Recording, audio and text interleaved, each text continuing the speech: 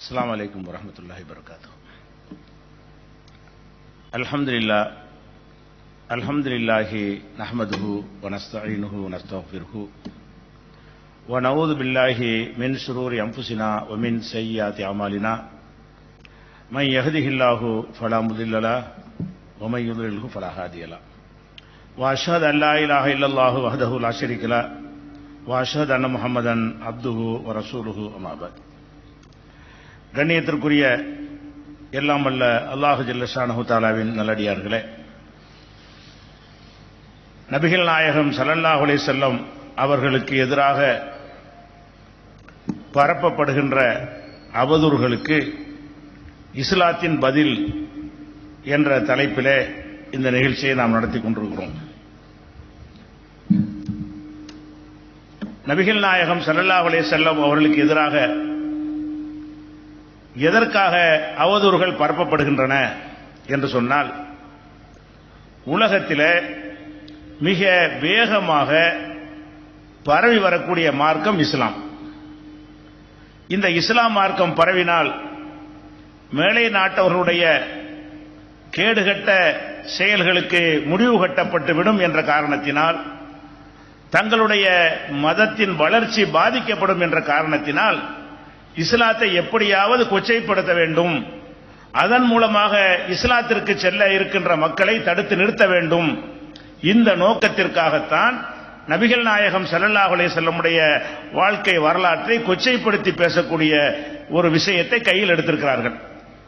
இஸ்லாத்தை விமர்சிப்பதாக இருந்தால் இஸ்லாத்தினுடைய கொள்கைகளை, அதனுடைய கோட்பாடுகளை, சட்டதிட்டங்களை, உலகத்திற்கு இஸ்லாம் காட்டுகிற வழிகாட்டி நெறிமுறைகளை எல்லாம் எடுத்துக்காட்டி, இது சரியான நடவடிக்கை இல்லை, எங்களுடைய கொள்கைதான் சரியானது என்று வாதிட வேண்டும். இஸ்லாமிய கொள்கையிலே கை வைக்க முடியாதவர்கள், அதை எதிர்த்து நிற்க முடியாதவர்கள் நபிகள் நாயகத்தை கொச்சைப்படுத்த வேண்டும். அப்படி கொச்சைப்படுத்திவிட்டால் இஸ்லாம் மார்க்கத்திற்கு செல்ல விரும்பக்கூடியவர்கள் பின்வாங்கி விடுவார்கள், வளர்ச்சி தடுக்கப்பட்டுவிடும் என்ற காரணத்திற்காகத்தான் இது போன்ற அவதூறுகளை மேலை நாட்டவர்கள் ஆரம்பித்து வைத்தார்கள்.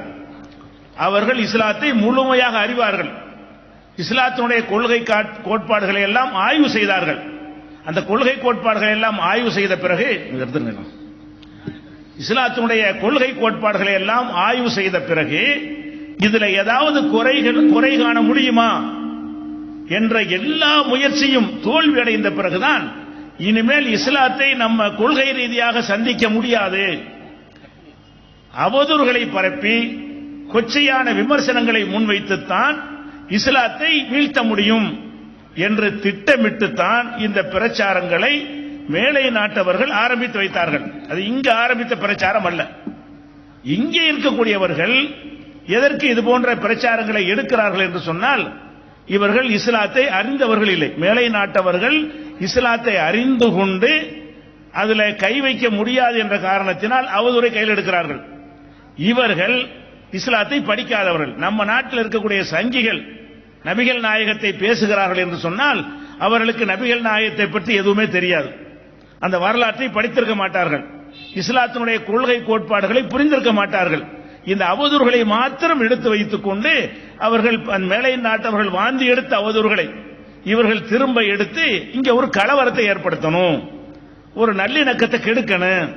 இது மாதிரி பேசினால் முஸ்லிம்கள் ஆத்திரப்படுவார்கள், ஆத்திரப்பட்டால் வன்முறை வரும், வன்முறை வந்தால் அந்த வன்முறையில இந்து மக்களை தூண்டிவிட்டு நம்முடைய கட்சியை வளர்த்துக் கொள்ளலாம். இதுதான் அவருடைய திட்டமாக இருக்கிறது. அப்ப நபிகள் நாயகம் ஸல்லல்லாஹு அலைஹி வஸல்லம் அவர்களை பற்றி இது போன்ற விமர்சனங்கள், அவதூறுகள் பரப்பப்படும் பொழுது அதனுடைய உண்மை விவரங்களை நாம தெளிவாக அறிந்து கொள்ள வேண்டும். இப்ப நபிகள் நாயகம் ஸல்லல்லாஹு அலைஹி வஸல்லம் அவர்கள் தன்னை இறை தூதர் என்று சொல்கிறார்கள். எப்ப சொல்கிறார்கள்? தன்னுடைய 40வது வயசிலே சொல்கிறார்கள்.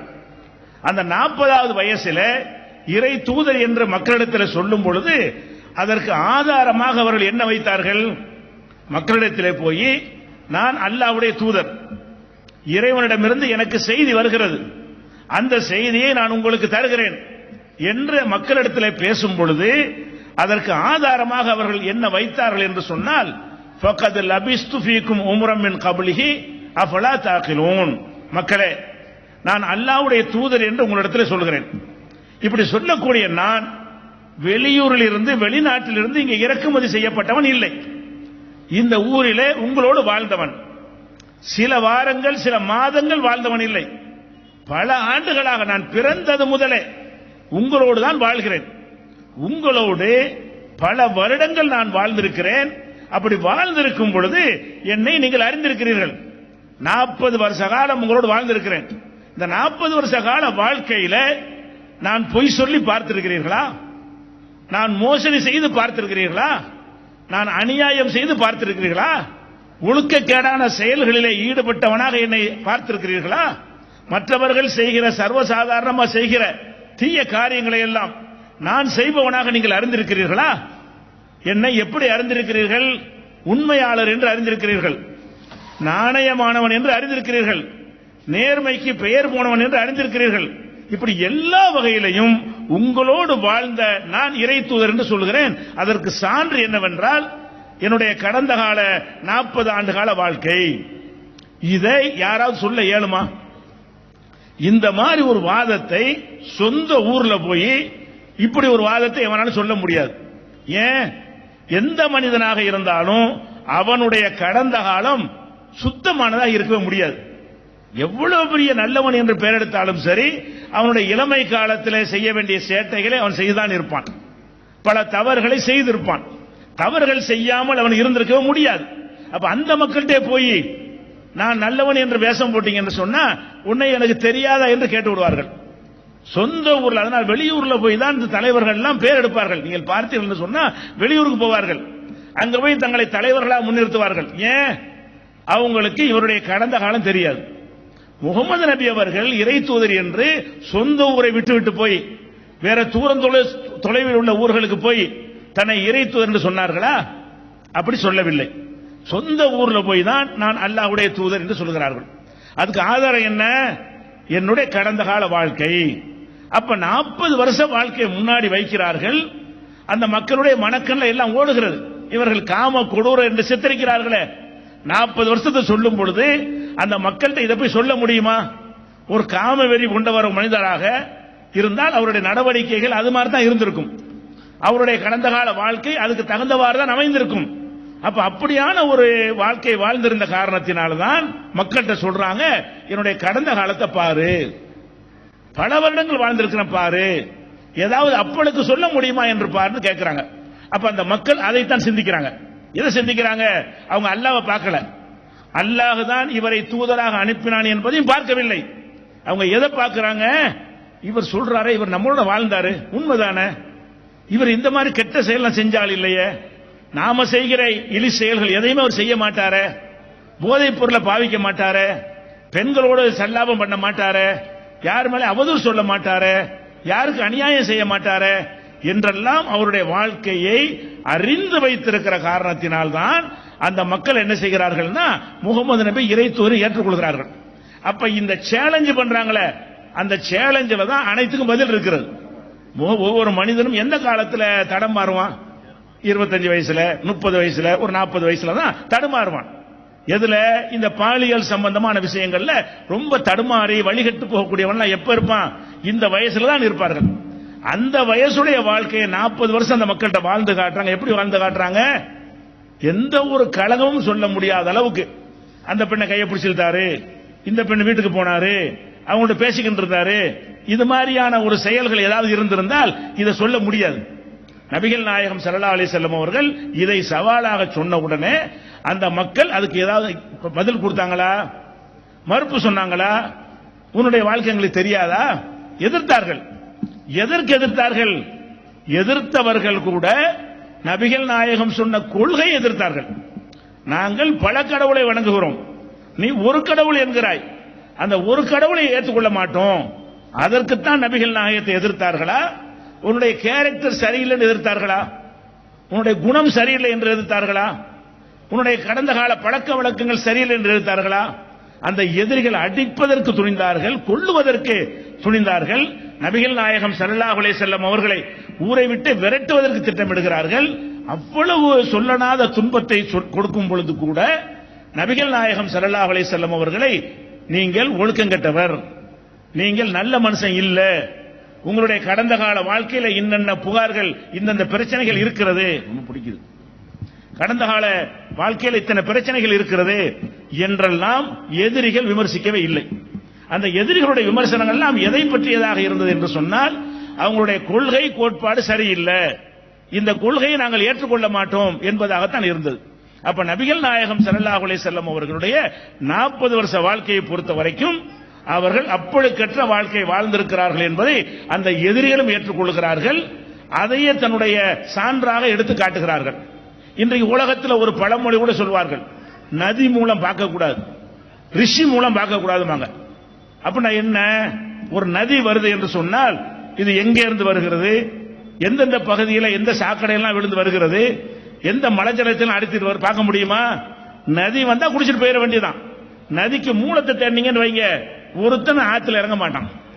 ஆறு ஓடுனா நம்ம பக்கத்தில் வர்ற ஆறை பயன்படுத்திக் கொள்ளணுமே தவிர அது எங்கெங்கெல்லாம் புகுந்து வந்திருக்கிறது என்று பார்க்க ஆரம்பித்தால் அந்த ஆற்றில் குளிக்க முடியாது. அதனால சொல்லுவாங்க நதி மூலம் பார்க்காதீங்க என்று. அதே மாதிரிதான் ரிஷி மூலம் பார்க்க கூடாது. ரிஷிண்டா யாரு? ஒரு ஞானி. ஒரு ஞானின்னு ஒருத்தர் வந்துட்டாருன்னு சொன்னா அதோட நிப்பாட்டிக்க. போன வருஷம் என்னவா இருந்தாரு, 10 வருஷத்துக்கு என்னவா இருந்தாரு, 20 வருஷத்துக்கு முந்தைய என்னவா இருந்தார் பார்க்காத, பார்த்தீங்கன்னா நாரி போயிடும் என்று பழமொழி வைத்திருக்கிறார்கள். எப்படி? நதி மூலம் பார்க்காத, ரிஷி மூலம் பார்க்காத. இவர் சொல்றார் ரிஷி மூலம் பாருங்க. அட என்ன 40 திரும்பி பாரு, நான் இன்றைக்கு இறை தூதர் என்று சொல்கிறேன், இதை மட்டும் நீ பார்க்காத. இதுக்கு முந்தைய என்னுடைய 39 வயசை பாரு, 35 வயசை பாரு, 30 வயசை பாரு, என்னுடைய 25 வயசை பாரு, எல்லோரும் சேட்டை செய்யக்கூடிய அந்த 20 வயசு பருவத்தை நீ பாரு. எல்லாத்தையும் பார்த்திருக்கிறே இல்லையா? அதில் என்னிடத்தில் எந்த விதமான குறைகளையோ அப்பளுக்கோ பார்த்திருப்பாயா என்று நபிகள் நாயகம் ஸல்லல்லாஹு அலைஹி வஸல்லம் அவர்கள் அறைகூவல் விட்டுத்தான் தன்னை இறை தூதர் என்று சொன்னார்கள். அப்ப அந்த 40 வருஷ வாழ்க்கையை ஏன் அப்படி அறைகூவல் விட்டார்கள்? அதை சிந்திக்க வேண்டும். அப்ப இந்த 40 வருஷத்துக்கு முன்னாடி சென்றோம் என்று சொன்னால், முகமது நபி அவர்கள் தாய் வயிற்றில் இருக்கும் பொழுது தந்தை இழந்து விடுகிறார்கள். தாய் வயிற்றில் கருவாக இருக்கும் பொழுது தகப்பனார் இல்லை, இறந்து விடுகிறார்கள். சின்ன வயசுல 6 வயசுலேயே தாயையும் பறி கொடுத்து விடுகிறார்கள். அப்ப தாய் தந்தை இல்லாத அனாதையாக இருந்து குடும்பத்திற்கு பாரமாக இருக்கக்கூடாது என்பதற்காக ஆடு மேய்க்கிறார்கள். ஆடு மேய்த்து அதை கொண்டு குடும்பத்திற்கு அவர்களை பொறுப்பேற்றுக் கொண்ட பெரிய தகப்பனாருக்கும் பாட்டனாருக்கும் ஆறுதலாக சப்போர்ட்டாக இருக்கிறார்கள். பிறகு அவர்கள் இளமை பருவத்தை அடையக்கூடிய நேரத்தில் தன்னுடைய பெரிய தந்தையோடு சேர்ந்து சிரியா போன்ற நாடுகளுக்கெல்லாம் சென்று வியாபாரத்தை கற்றுக்கொண்டு பெரிய வியாபாரியாக மாறுகிறார்கள். அப்போல்லாம் எந்த பிரச்சாரமும் அவங்க பண்ணல, தன்னை இறை தூதர்னு சொல்லல, எந்த சீர்திருத்த கருத்தையும் பேசவில்லை. எல்லா மனிதர்களைப் போல ஊர்ல ஒரு மனிதர், அவ்வளவுதான். வியாபாரியாக திகழ்கிறார்கள். 25 வயதில் ஒரு பெண்ணை திருமணம் செய்கிறார்கள். திருமணம் செய்வதற்கு யாரை தேர்ந்தெடுக்கிறாங்க? 40 வயசு பெண்ணை மணமகளா தேர்ந்தெடுக்கிறாங்க. இவர்களுக்கு 25 வயது, ரொம்ப அழகாக வேற இருப்பார்கள். அவங்களுடைய கலர் ரொம்ப வர்ணிக்கிறார்கள். சுண்டுனா ரத்தம் ஜெபக்கிற அளவுக்கு நல்ல கலராக இருப்பார்கள். அந்த அளவுக்கு இளமையாகவும் கட்டழகாகவும் இருக்கக்கூடிய நபிகள் நாயகம் ஸல்லல்லாஹு அலைஹி வஸல்லம் அவர்கள் அது போன்ற அழகிகளை தேர்வு செய்து, ஒரு காம உணர்வு அந்த உணர்வு மேலிட்டவராக இருந்தால் அதற்கு ஏற்றவாறு தான் தன்னுடைய வாழ்க்கை துணையை தேர்ந்தெடுப்பார். இப்ப கூட பெண்ணு தேடுமோ என்ன செய்யறாங்க, இன்னொன்னு தக சிவப்பா இருக்கணும், அப்படி இருக்கணும், உயரம் அப்படி இருக்கணும், எல்லாத்தையும் உயரம் வரைக்கும் அளந்துதான் பார்க்கிறார்கள். அப்ப நபிகள் நாயகம் ஸல்லல்லாஹு அலைஹி வஸல்லம் அவர்கள் நம்மை போன்ற சாதாரண மக்கள் எதிர்பார்க்கிறோமே அந்த எதிர்பார்ப்பு கூட உங்களுக்கு இல்ல. ஒரு விதவை பெண்ணை கல்யாணம் பண்ணுகிறார்கள், 40 வயசு. அந்த விதவை என்றால் எப்படி விதவி? 2 பேருக்கு கல்யாணமாகி அவங்க கணவனை இழந்தவர்கள். ஹதீஜா நாயகி அவர்கள் முதல்ல ஒரு கணவர் அவருக்கு வாழ்க்கைப்படுறார்கள், அவர் இறந்து விடுகிறார். இன்னொருத்தருக்கு வாழ்க்கைப்படுகிறார்கள், அவர் இறந்து விடுகிறார். 2 கணவர்களுடன் வாழ்ந்து அந்த 2 கணவர்களும் மரணித்த பிறகு விதவையாக இருக்கிறவர்களை திருமணம் செய்வதாக இருந்தால் எந்த ஒரு இளைஞனாவது உடன்படுவானா? ஒரு காம உணர்வு கொண்டவன் இந்த மாதிரி வாழ்க்கை என்ஜாய் பண்ணணும், ஜாலியா இருக்கணும் என்று ஆசைப்படுகிற ஒருவன் இப்படி ஒருத்தரை தேர்ந்தெடுப்பானா? அவர்களுக்கு இது ஒரு பொருட்டாவே இருக்கவில்லை. எல்லா மனுஷனும் ஆசைப்படுவோமே, அந்த மாதிரி ஆசை உள்ளவர்களாக இருந்தால் ஒரு 20 வயசு பெண்ணை திருமணம் செய்திருக்கலாம், 22 வயசு பெண்ணை திருமணம் செய்திருக்கலாம், தன் வயசுக்கு சமமான பெண்ணை திருமணம் செய்திருக்கலாம், இதுவரை திருமணம் ஆகாத பெண்ணை திருமணம் செய்திருக்கலாம். அவர்கள் எப்படி தேர்ந்தெடுக்கிறார்கள்? வயசான தன்னை விட 15 வயது அதிகமாக இருக்கக்கூடிய கதீஜா நாயகி அவர்களை கல்யாணம் செய்கிறார்கள். அதான் உலகம்லாம் பார்க்கிறான். இவர் ஒரு காமச்சேட்டை உள்ளவராக இருக்க முடியாத, இந்த மாதிரி வயசுல உள்ளவர் இந்த மாதிரி வயசுல உள்ள ஒரு விதவை பெண்ணை திருமணம் செய்கிறாரே என்பதெல்லாம் அந்த உலகத்துக்கு எடுத்து காட்டுகிறார்கள். சரி, அப்படி திருமணம் செய்த பிறகு ஏதோ ஒரு நோக்கத்திற்காக வசதியான பெண்ணு என்பதற்கு திருமணம் செய்து விட்டாலும் அவர்கள் வேற வேற தப்பான செயல்கள் நடக்கலாம். அப்படி நடப்பார்கள். அந்த சமுதாயத்தில் அது குற்றமாக கருதப்படவும் செய்யாது. பேருக்கு மனைவி வைத்துக் கொண்டு அவர்கள் பல பெண்களோடு அவர்கள் சல்லாபம் செய்தாலும் அந்த சமுதாயத்தில் அது குற்றம் கிடையாது. சர்வ சாதாரணமாக அதை செய்து கொண்டிருந்தார்கள். இந்த முகமது நபி இறை தூதர் என்றும் சொல்லிக் கொள்ளவில்லை. அந்த காலகட்டத்தில் நினைத்திருந்தால் பெயருக்கு ஹதீஜாவோட வாழ்ந்துவிட்டு வயசான ஒரு பெண்ணோட வாழுகிறோம், நமக்கு ஒரு இளமையான ஒரு பெண் வேணும் என்பதற்காக பலவிதமான சின்ன வீடுகளை அல்லது விபச்சாரம் செய்வதற்கேற்ற பெண்களை தேடி சென்றார்களா? அப்படியான ஒரு வரலாறு இருந்திருந்தால் தான் இவர் ஒரு காமச்சேட்டை உள்ளவர், காம உணர்வு உள்ளவர் என்று சொல்லலாம். நம்ம எவருக்கும் இருக்கிற உணர்வு கூட கம்மியா இருந்திருக்கு அவங்களுக்கு. சாதாரண 25 வயசுல நம்ம எல்லாரும் என்ன மாதிரி இருப்போமோ அதை விட மிக மிக மிக குறைவாகத்தான் அவர்கள் இந்த பெண்கள் விஷயத்தில் நாட்டம் கொண்ட காரணத்தினால்தான் தன்னை விட 15 வயது அதிகமான ஒரு பெண்ணை திருமணம் செய்கிறார்கள். அப்படி திருமணம் செய்துவிட்டு அந்த ஒரு மனைவியோடு எவ்வளவு காலம் வாழ்றாங்க? அந்த மனைவி மரணிக்கிற வரைக்கும் இன்னொரு திருமணம் செய்யல. அந்த அரபு சமுதாயத்தில் 2 திருமணம் 4 திருமணம் 10 திருமணம் எல்லாம் சர்வசாதாரணம். நிறைய பேர் இஸ்லாத்தை தழுவுவதற்காக வரும் பொழுது இப்படியே நபிகள் நாயகத்தில் கேட்பாங்க, அல்லாஹ்வுடைய தூதரே எனக்கு 10 மனைவியர் இருக்கிறாங்க, நான் என்ன செய்ய? அப்ப என்ன விளங்குறோம்? அந்த சமுதாயத்தில் ஒரு எத்தனை மனைவி வேண்டாலும் திருமணம் செய்யலாம் என்ற மாதிரியான ஒரு நிலை சர்வசாதாரணமாக இருக்கும் பொழுது நபிகள் நாயகம் ஸல்லல்லாஹு அலைஹி வஸல்லம் அவர்கள் நம்ம ஒரு வயசான பெண்ணை மணந்திருக்கிறோம், அது இருக்குன்னு ஒரு பேருக்கு நமக்கு வயசுக்கு தகுந்தவாறு நம்மளுக்கு உடல் சுகம் தருவதற்கு ஏற்றவாறு பெண்களை தேர்ந்தெடுத்து இன்னும் ஒரு நாள் கல்யாணம் பண்ணிக்கலாம் என்று நினைத்தாலும் தப்பாகும். அந்த காலத்தில் யாராவது விமர்சனம் பண்ணுவார்களா? யாராவது குறை சொல்வார்களா? பண்ணாட்டி தான் கழிச்சுவான், ஏன் உன்னோட வச்சுக்கிட்டு இருக்குன்னு கேட்பான். அப்படியான ஒரு சமூகத்தில் இருந்து கொண்டு கூட வயசான ஒரு பெண்ணோடு வாழும் பொழுதும் அவர்கள் அந்த பெண்மணி ஹதீஜா நாயகி மரணிக்கிற வரைக்கும் இன்னொரு வாழ்க்கை நாடவே இல்லை. ஹதீஜா நாயகி இப்ப மரணிக்கிறாங்கன்னு கேட்டா நபிகள் நாயகம் ஸல்லல்லாஹு அலைஹி வஸல்லம் உடைய 50வது வயசில், நபிகள் நாயகம் 25 வயசுல கல்யாணம் பண்றாங்க. 25 வயசுல இருந்து அவங்களுடைய 50 வயசு வரைக்கும் அந்த ஒரு ஹதீஜாவோடு மட்டும்தான் வாழ்ந்தார்கள். ரசூலுல்லாஹ்வுக்கு 50 வயசு என்றால் அந்த நேரத்தில் ஒரு மனைவி வயசு என்னவா இருக்கும்? 65. 25 வயசு நபிகள் நாயகம் ஸல்லல்லாஹு அலைஹி வஸல்லம் அவர்கள் 40 வயசு மனைவியோடு வாழ்றாங்கன்னா அந்த வயசுக்கு சரின்னு சொல்லலாம். நபிகள் நாயகம் ஸல்லல்லாஹு அலைஹி வஸல்லத்துக்கு 50 வயசு ஆகும் பொழுது அவங்களுடைய மனைவிக்கு 65 வயசு. இன்னைக்கு 65 வயசு பெண்கள் எல்லாம் இல்லறத்தில் ஈடுபடுறாங்களா? அதுல நாட்டம் உள்ளவங்களா இருப்பாங்களா? அது மாதிரி ஏதோ பெண்களோடு ஆண்கள் தான் சந்தோஷமா இருப்பார்களா? 65 வயசு எல்லாம் ஓய்ந்து போன கட்டைன்னு சொல்வார்கள். அப்ப 65 வயசு என்கிற அளவுக்கு தன் மனைவி வர்ற வரைக்கும் கூட இன்னொரு கல்யாணம் பண்ணல. 25 வயசுல பண்ண சரி ஓகே, மனைவிக்கு 40ல பண்ணாம இருக்கலாம், மனைவிக்கு 45 வயசு வேற கல்யாணம் பண்ணாம இருக்கலாம், மனைவிக்கு 50 வயசு பண்ணாம இருக்கலாம். 50 தாண்டும் பொழுது அந்த மனைவியால் இவருக்கு சந்தோஷம் தர முடியுமா? எல்லா மனிதனும் எதுல சந்தோஷம் அடைவானோ அந்த மாதிரியான ஒரு மகிழ்ச்சியை 50 வயசு பெண்ணோ 55 வயசு பெண்ணோ 60 வயசு பெண்ணோ 65 வயசு பெண்ணோ தர முடியுமா? அப்ப தன்னுடைய மனைவி வயசு அதிகமாகிக் கொண்டே செல்கிறது. அந்த மனைவியோடு வாழவே முடியாது, வாழ்ந்திருக்க இயலாது, எந்த மனிதனோடு வாழ மாட்டான். அப்படியான ஒரு நிலையை அடைந்த பிறகு கூட நபிகள் நாயகம் ஸல்லல்லாஹு அலைஹி வஸல்லம் அவர்கள் அந்த 65 வயசு உள்ள பெண்ணோடு தான் வாழ்ந்தார்கள். 25 வயசுல திருமணம் செய்து தன்னுடைய 50வது வயதுல 65 வயசு மனைவிக்கு ஆகும் பொழுது ஹதீஜா நாயகி மரணிக்கிற வரைக்கும் வேற ஒரு வாழ்க்கையை தேர்ந்தெடுக்கல. ஒரு காம உணர்வு உள்ள பல வருடங்களுக்கு அது இல்லாம வாழ முடியுமா? அந்த ஆசை பொங்கி வழியக்கூடிய ஒரு மனிதனாக இருந்தால் பல வருடங்கள் 10 வருஷமாவது அவர்கள் வாழ்க்கை நடத்தியிருக்க முடியாது. 65 வயசு என்றால் ஒரு 55 வயசு பெண்ணாக ஆகிற வரைக்கும் அதுல இருந்து அந்த கடைசி 10 வருட காலங்கள் அவங்க இல்லறத்தில் தாம்பத்திய சுகத்தை அடைந்திருக்கவே முடியாது. அப்படியான ஒரு கட்டத்தில் இருந்து கூட எந்த ஒரு சில்மிசம் பண்ணல, மறு கல்யாணம் பண்ணல, எந்த ஒரு சேட்டையும் பண்ணல, எந்த ஒரு புகாரும் இல்ல, இந்த மாதிரி அவருக்கு வாழ முடிகிறது என்று சொன்னால் இந்த நபிகள் நாயகத்தான் சொல்றான் வரலாறு தெரியாம அவர் காம கொடூரங்கிறான். அடே காம கொடூரன்லாம் எப்படி நடப்பான் என்பதற்கு வரலாறு படிக்கல நம்ம. அந்த மாதிரியா நபிகள் நாயகம் ஸல்லல்லாஹு அலைஹி வஸல்லம் இருந்தார்கள். அது மாத்திரம் இல்ல, அவர்கள் மனைவியோட வாழ்ந்து கொண்டிருக்கும் பொழுது கடைசியா நபின்னு அறிவிக்கிறாங்க இல்லையா, அதற்கு 2-3 ஆண்டுகளுக்கு முன்னாடி எல்லாம் அவங்க தியானத்தில் மூழ்கிறாங்க.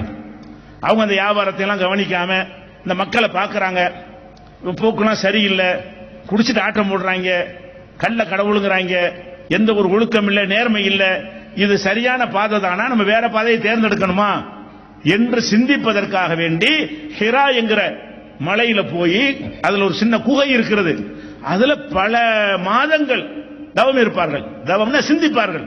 ஒரு தனிமையில இருந்தால் இதை பற்றி ஒரு தெளிவு கிடைக்கும் அப்படின்னு சொல்லி ஆராய்ச்சி பண்ணுவதற்காக வேண்டி ஹிரா குகைக்கு போயிடுறாங்க.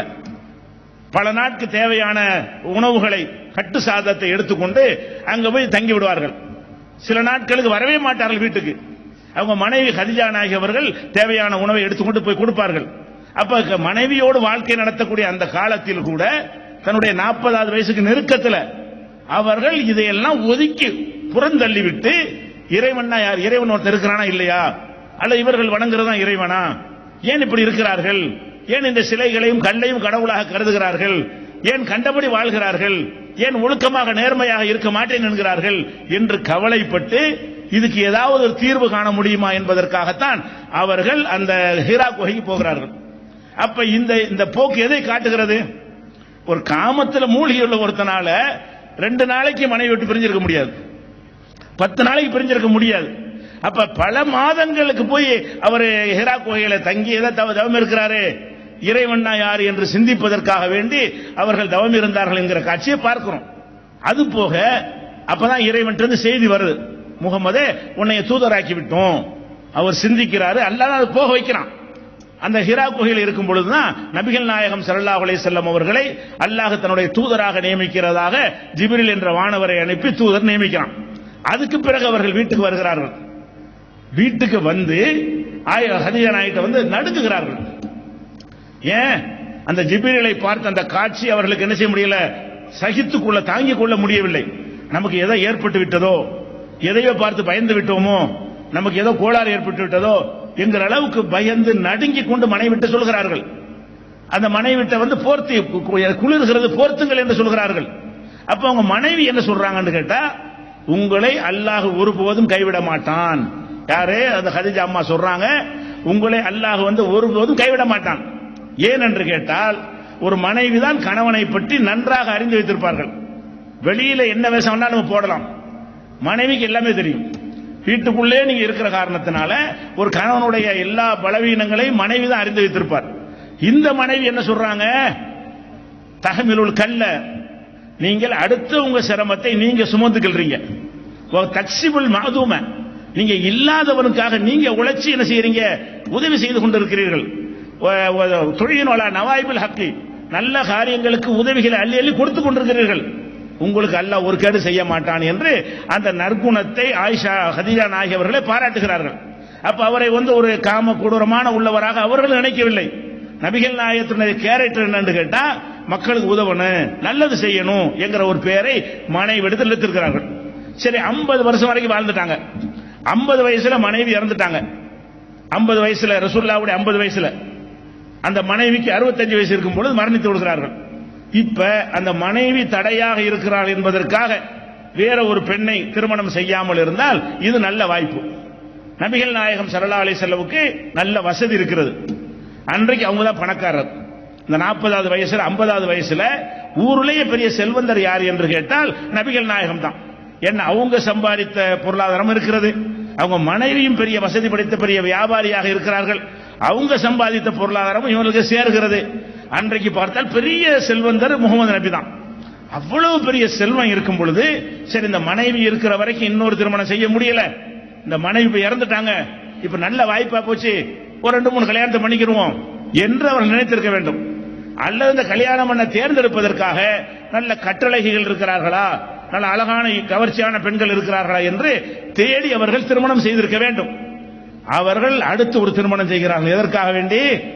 கதீஜா மூலம் பிறந்த பிள்ளைகளை பராமரிக்கிறதுக்கு ஒரு பெண் வேண்டும் என்பதற்காக அவர்கள் திருமணம் செய்ய தேர்ந்தெடுத்த இரண்டாவது 55 வயசு ஒரு பெண்ணை தேர்ந்தெடுக்கிறார்கள். சவுதா அவர்களை தேர்ந்தெடுக்கிறார்கள். அவர்கள் நபிகள் நாயகத்து 50 வயசு. முதல்ல தேர்ந்தெடுத்ததும் தன்னை விட வயசில் அதிகமான பெண்ணை தான். இரண்டாவது தேர்ந்தெடுக்கும் போதாவது சரி 50 வருஷம் ஏதாவது மனைவியோட வாழ்ந்துட்டோம், ஒரு மனைவியோட இருக்கும் போது இன்னொரு திருமணத்தை பற்றி யோசிச்சிருக்கலாம் என்று நம்ம நினைத்தோமையானால் அதுவும் கிடையாது. மனைவி இப்ப இல்ல, சுதந்திரம், யார் கேட்க முடியாது, எந்த மாதிரி கல்யாணம் பண்ணிக்கலாம் என்ற நேரத்தில் தன்னை விட 5 வயது அதிகமான ஒரு பெண்ணை திருமணம் செய்கிறார்கள். அப்ப 50 வயசுல 55 வயசு பெண்ணை ஒருத்தர் திருமணம் செய்வாரா?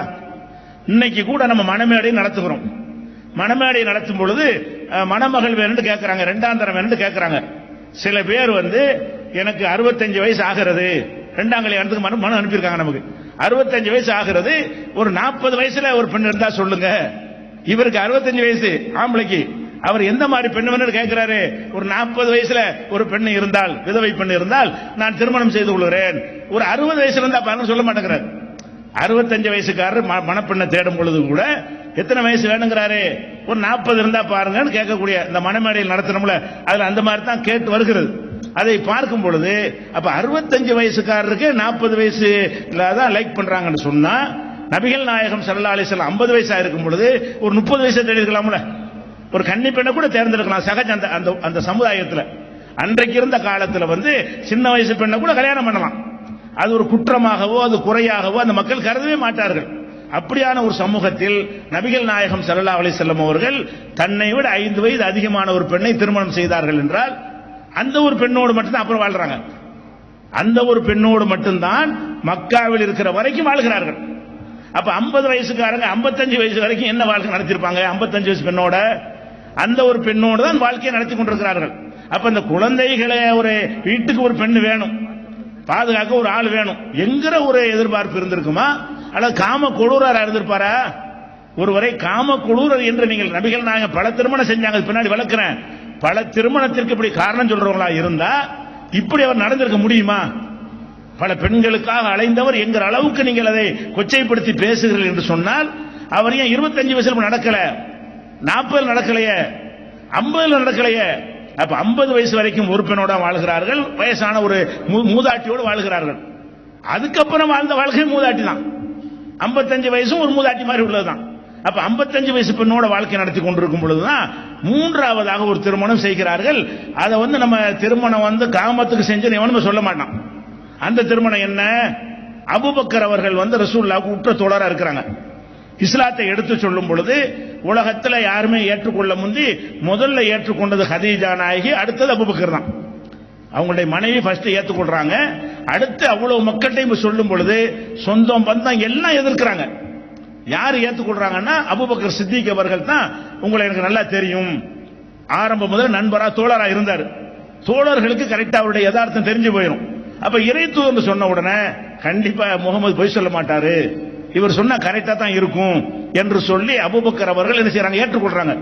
இறை தூதர் என்று ஏற்றுக்கொண்ட பிறகு அந்த மார்க்கத்தில் அதிக ஈடுபாடை காட்டக்கூடியவராக சத்தம் போட்டு தொழுக ஆரம்பிச்சிருவார் அபூபக்கர். அடிப்பாங்க எல்லாரும். அந்த அளவுக்கு அந்த மார்க்கத்தில் பிடிப்பு கொண்டவராக, அந்த கடுமையான எதிர்ப்புக்கு மத்தியிலையும் செயல்பட்டவராக அபூபக்கரை பார்க்கிறோம். அபூபக்கர் என்ன நினைக்கிறார்னு கேட்டா, நமக்கு ஒரு பொம்பளை புள்ள இருக்குது, மகள் இருக்கிறாங்க, அந்த மகளோடு ரசூல் ஸல்லல்லாஹு அலைஹி வஸல்லம் நம்ம திருமணம் செய்து வைத்தால் நம்முடைய நட்புக்கு ஒரு வலுவாக இருக்கும் என்று அவர் ஆசைப்படுகிறார்.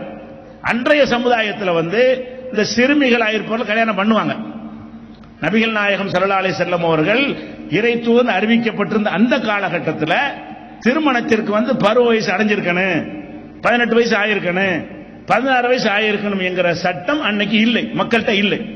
நபிகள் நாயகம் என்ன செய்யறாங்கன்னு கேட்டா, அன்றைக்கு சமுதாய அமைப்புல இந்த பழக்கம் இருந்ததுனால அபூபக்கருக்காக வேண்டி அவருடைய மகளை, பருவ வயசு அடையாத மகளை பேருக்கு கல்யாணம் பண்ணார்கள். கல்யாணம் தான் பண்ணாங்களே தவிர வாழ்க்கை நடத்த முடியாதுல, பேருக்கு மனைவின்னு சொல்லிக் கொண்டார்கள். அதற்கு பிறகு தன்னுடைய தகப்பன் வீட்டில் தான் ஆயிஷா நாயகி இருந்தார்கள். இந்த ஒரு விஷயத்தை கொச்சைப்படுத்தி பேசுவார்கள். எப்படி? சிறுமியை கல்யாணம் பண்ணிவிட்டார், ஒரு சிறுமியை கல்யாணம் பண்ணலாமா? இது ஒரு இயல்பா எல்லாருக்கும் வரக்கூடிய சந்தேகம் தான். இதற்குரிய விளக்கத்தை பார்த்துட்டு அது தொடரும். பொதுவாக நபிகள் நாயகம் ஸல்லல்லாஹு அலைஹி வஸல்லம் இந்த மார்க்கத்தை பொறுத்த வரைக்கும் அவங்க எப்ப இறை தூதர் சொன்னாங்களோ அப்பவே முழு மார்க்கும் வரல. முழு குர்ஆன் அல்லாஹ் கொடுத்துட்டானா? நம்மளே அறிஞ்சு வச்சிருக்கிறோம். 23 வருஷம் இறை தூதர்னு சொல்கிறார்கள். ஒரு சட்டம், அப்புறம் ஒரு சட்டம், அப்புறம் ஒரு சட்டம், அப்புறம் ஒரு சட்டம் என்று ஒவ்வொரு சட்டமாக அந்த மார்க்கம் முழுமைப்படுத்தப்படுவதற்கு 23 ஆண்டுகள் எடுத்தன. அல்லாஹ் ஒரேடியா அந்த சட்டத்தை கொடுக்கல.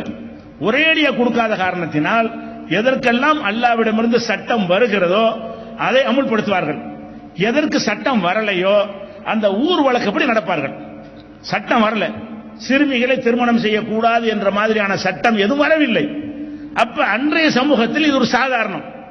அன்றைக்கு ரசூலுல்லாஹ் திருமணம் செஞ்சாங்கல்ல சிறுமிய, எதிரிகள் இருந்தாங்கல்ல, இது ஒரு சாக்காக வைத்து முகமது சிறுமியை கல்யாணம் பண்ணி விட்டார்னு புரட்சி வந்துச்சா?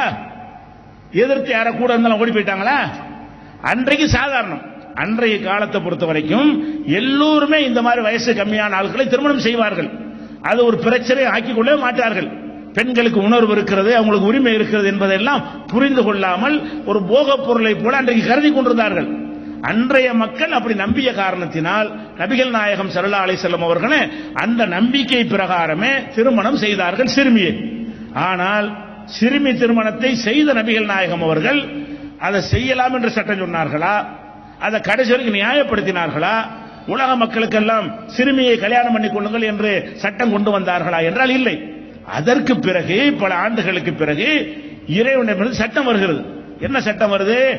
நீங்கள் பெண்களை திருமணம் செய்வதாக இருந்தால் அந்த திருமணம் என்பது மீசாகன் கலீலா, அது கடுமையான உடன்படிக்கை.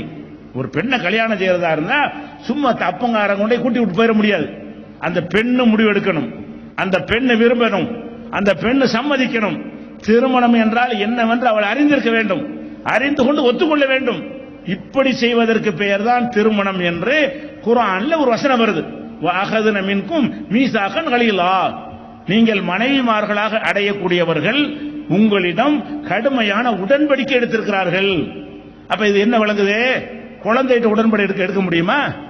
சின்ன பிள்ளைகிட்ட போய் புருஷன் என்னன்னு தெரியுமா? பொண்டாட்டின்னு என்னன்னு தெரியுமா? கணவன் மனைவிக்குள்ள உறவு முறைகள் என்னன்னு விளங்குமா? அப்ப இந்த ஒரு வசனத்தின் மூலமாக சிறுமி திருமணம் என்பது குர்ஆன்ல தடுக்கப்படுகிறது. இன்னும் சொல்ல போனா எந்த ஒரு பெண்ணையும் நீங்கள் கட்டாயப்படுத்தி அடையக்கூடாது என்றும் குர்ஆன்ல கட்டளை இருக்கிறது. அதுபோக நபிகள் நாயகம் ஸல்லல்லாஹு அலைஹி வஸல்லம் அவர்களும் இந்த வசனத்துக்கு ஏற்ப பல அறிவுரைகளை மக்கள் சொன்னார்கள். என்ன சொன்னார்கள்? அல் பிக்ரு துஸ்தாதனு, கன்னி பெண்ணாக இருந்தாலும் அவளிடம் சம்மதம் பெற வேண்டும். ஒல் ஐயும் துஸ்தாதனு, விதவை பெண்ணாக இருந்தாலும் அவள் சம்மதம் பெற வேண்டும். அப்ப சஹாபாக்கள் கேட்கிறாங்க, அல்லாஹ்வுடைய தூதரே, கன்னி பெண்கிட்ட போய் இவரை கல்யாணம் பண்ணிக்கிறியான்னு கேட்டா வெட்கப்படுவாங்களே. அப்ப நபிகள் நாயகம் சொல்றாங்க, ஓ இதுனுஹா சுமாத்துஹா, அவங்க மௌனமாக இருந்தால் அது அனுமதி. சம்மதிக்கிறேன் என்று சொல்வதற்கு தான் வெட்கப்படுவாங்க, பிடிக்கிறேன்னு சொல்லி வெட்கப்பட மாட்டாங்க. பிடிக்கவில்லை என்றால் பிடிக்கலன்னு சொல்லி விடுவார்கள். பிடிக்குது என்று சொன்னால் அவங்க மௌனமாக இருந்தார்கள் என்று சொன்னால் அது சம்மதம் என்று வழிகாட்டல் செய்கிறார்கள். அது போக நபிகள் நாயகம் அவர்கள்ட்ட ஒரு பெண் வர்றாங்க, அல்லாஹ்வுடைய தூதரே, நாங்க என்னுடைய தகப்பனார் என்னைய ஒரு ஆள் கல்யாணம் பண்ணி வச்சுட்டார், என்கிட்ட சம்மதம் கேட்கல, என் விருப்பம் இல்லாமல் ஒருவருக்கு என்னை திருமணம் செய்து வைத்து விட்டார் என்று முறையிடுறாங்க. உன்கிட்ட சம்மதம் கேட்கலையா? கேட்கல. அப்ப அந்த கல்யாணம் செல்லாது. நபிகள் நாயகம் தான் ஜனாதிபதி, அவங்க தான் சுப்ரீம் கோர்ட் நீதிபதி, அவங்க தான் தீர்ப்பளிக்கக்கூடியவர்கள். அவங்க என்ன செய்யறாங்கன்னா ஃபரத்த நிக்காஹ, அந்த நிக்காகை ரத்து செய்து விட்டார்கள். அப்ப இந்த கல்யாணம் செல்லாது. அப்ப ஒரு பெண்ணுக்கு சம்மதம் இல்லாமல் கல்யாணம் செய்து வைத்தால் அது செல்லாது என்று நபிகள் நாயகம் ஸல்லல்லாஹு அலைஹி வஸல்லம் சட்டத்தை பின்னாடி கொண்டு வர்றாங்க. இந்த சட்டம் அப்பவே வந்திருந்தால் நபிகள் நாயகம் ஸல்லல்லாஹு அலைஹி வஸல்லம் அவர்கள் மக்காவில் இருக்கும் பொழுது இறைவன் இந்த சட்டத்தை கொடுத்து இருந்தால் அவர்கள் இந்த ஆயிஷா நாயை திருமணம் செஞ்சிருக்க மாட்டார்கள். அந்த நேரத்தில் என்ன என்று கேட்டால் இறைவன்ட்ட சட்டம் வருவதற்கு முன்ன, இன்னும் சொல்ல போனா தொழுகிறோம்ல, தொழுகும் பொழுதெல்லாம் மதுபானத்தை அருந்திக் கொண்டே சஹாபாக்கள் தொழுதிருக்கிறார்கள், தடுக்கல. ஆரம்ப காலத்தில் சஹாபாக்கள் இஸ்லாத்தில் வந்தாங்களே, அவங்கள நிறைய பேர் குடிகாரர்களா இருந்தார்கள். இஸ்லாத்துக்கு வந்த உடனே குடியை விட்டாங்கனால விடல. ஏன் விட சொல்லி கட்டளை வரல. ஒரு இறைவனை ஏத்துக்கிறங்க, அவ்வளவுதான். அல்லாஹ்வை தவிர வணக்கத்துக்குரியவன் யாரும் இல்லை. இந்த சட்டம் வந்த நேரத்தில் பல சஹாபாக்கள் அந்த குடிபோதைக்கு பழக்கமானவர்களாக இருந்தார்கள், அதில் ஏதாவது நீடித்தார்கள். எப்ப அல்லாஹ் தடுக்கிறான், மதீனாவுக்குலாம் பிறகு வந்த பிறகு மதுபானம் இன்றோடு ஹராமாக்கப்படுகிறது என்று அந்த வசனம் இறங்கிய பிறகுதான் அந்த குடிபோதையில ஈடுபட்டவர்கள் அதிலிருந்து மீண்டார்கள். அப்ப அந்த குடிக்கிறத கூட இஸ்லாம் தடுக்கல. ஏன் தடுக்கலன்னு கேட்டா, இஸ்லாம்ங்கிறது ஒரே நாள்ல மொத்தமாக கொடுக்கப்பட்ட மார்க்கம் என்று தப்பாக புரிந்து கொண்ட காரணத்தினால்தான் எப்படி சிறுமியை கல்யாணம் பண்ணலாம்னு கேட்கிறாங்க. முகமது நபி அவர்கள் இந்த சிறுமி திருமணத்தை பொறுத்த வரைக்கும் அவர்கள் அன்றைக்கு எல்லா மனிதர்களையும் போல நடக்கக்கூடியவர்கள். அது குறித்து எந்த வழிகாட்டும் அவங்களுக்கு வரவில்லை.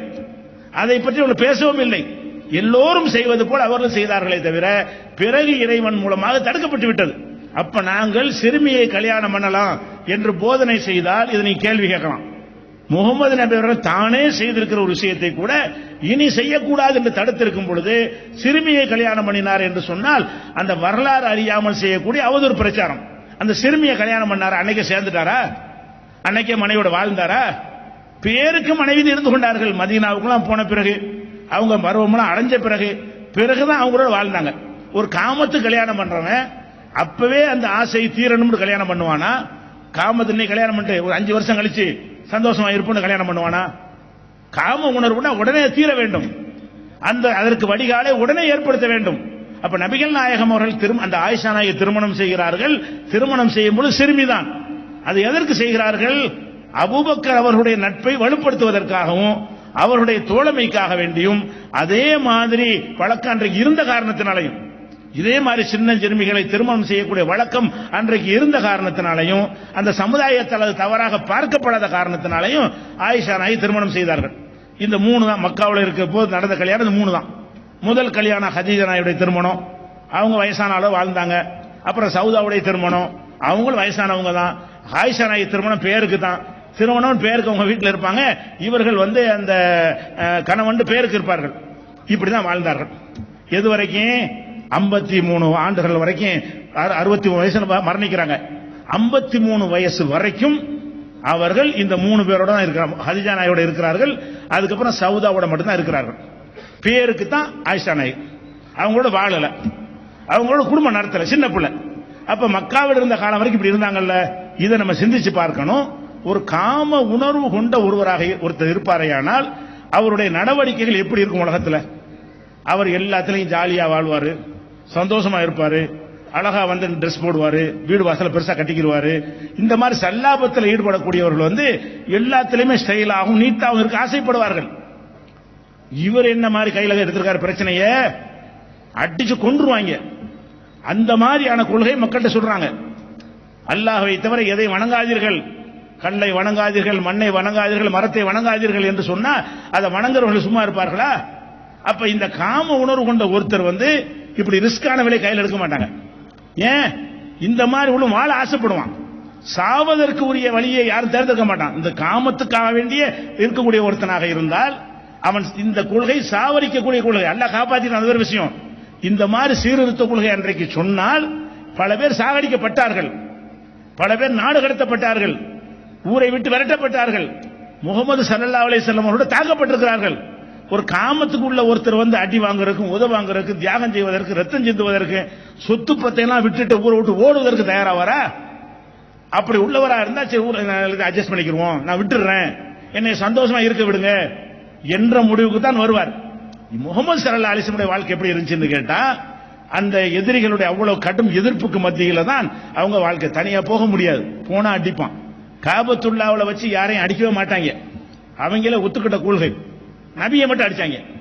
காபத்துல்லாவுல யாரையும் அடிக்க கூடாது, புல்புண்டுகளை கிள்ளக்கூடாது, வேட்டையாடக்கூடாது, யாரையும் தாக்கக்கூடாது, இப்படிங்கிற கொள்கை இப்ராஹிம் அலைஹிஸ்ஸலாம் காலத்திலிருந்து கடைபிடிக்கப்பட்டு வந்த ஒரு கொள்கை. அந்த காபத்துல்லாவுல நபிகள் நாயகம் தொழ போனா மட்டும்தான் அடிச்சாங்க. ஒட்டக குடத்தை கழுத்துல வச்சாங்க. எந்திரிக்க முடியாம நபிகள் நாயகம் தடுமாறும் போது அவங்க மகளார் காப்பாத்தி விடுறாங்க.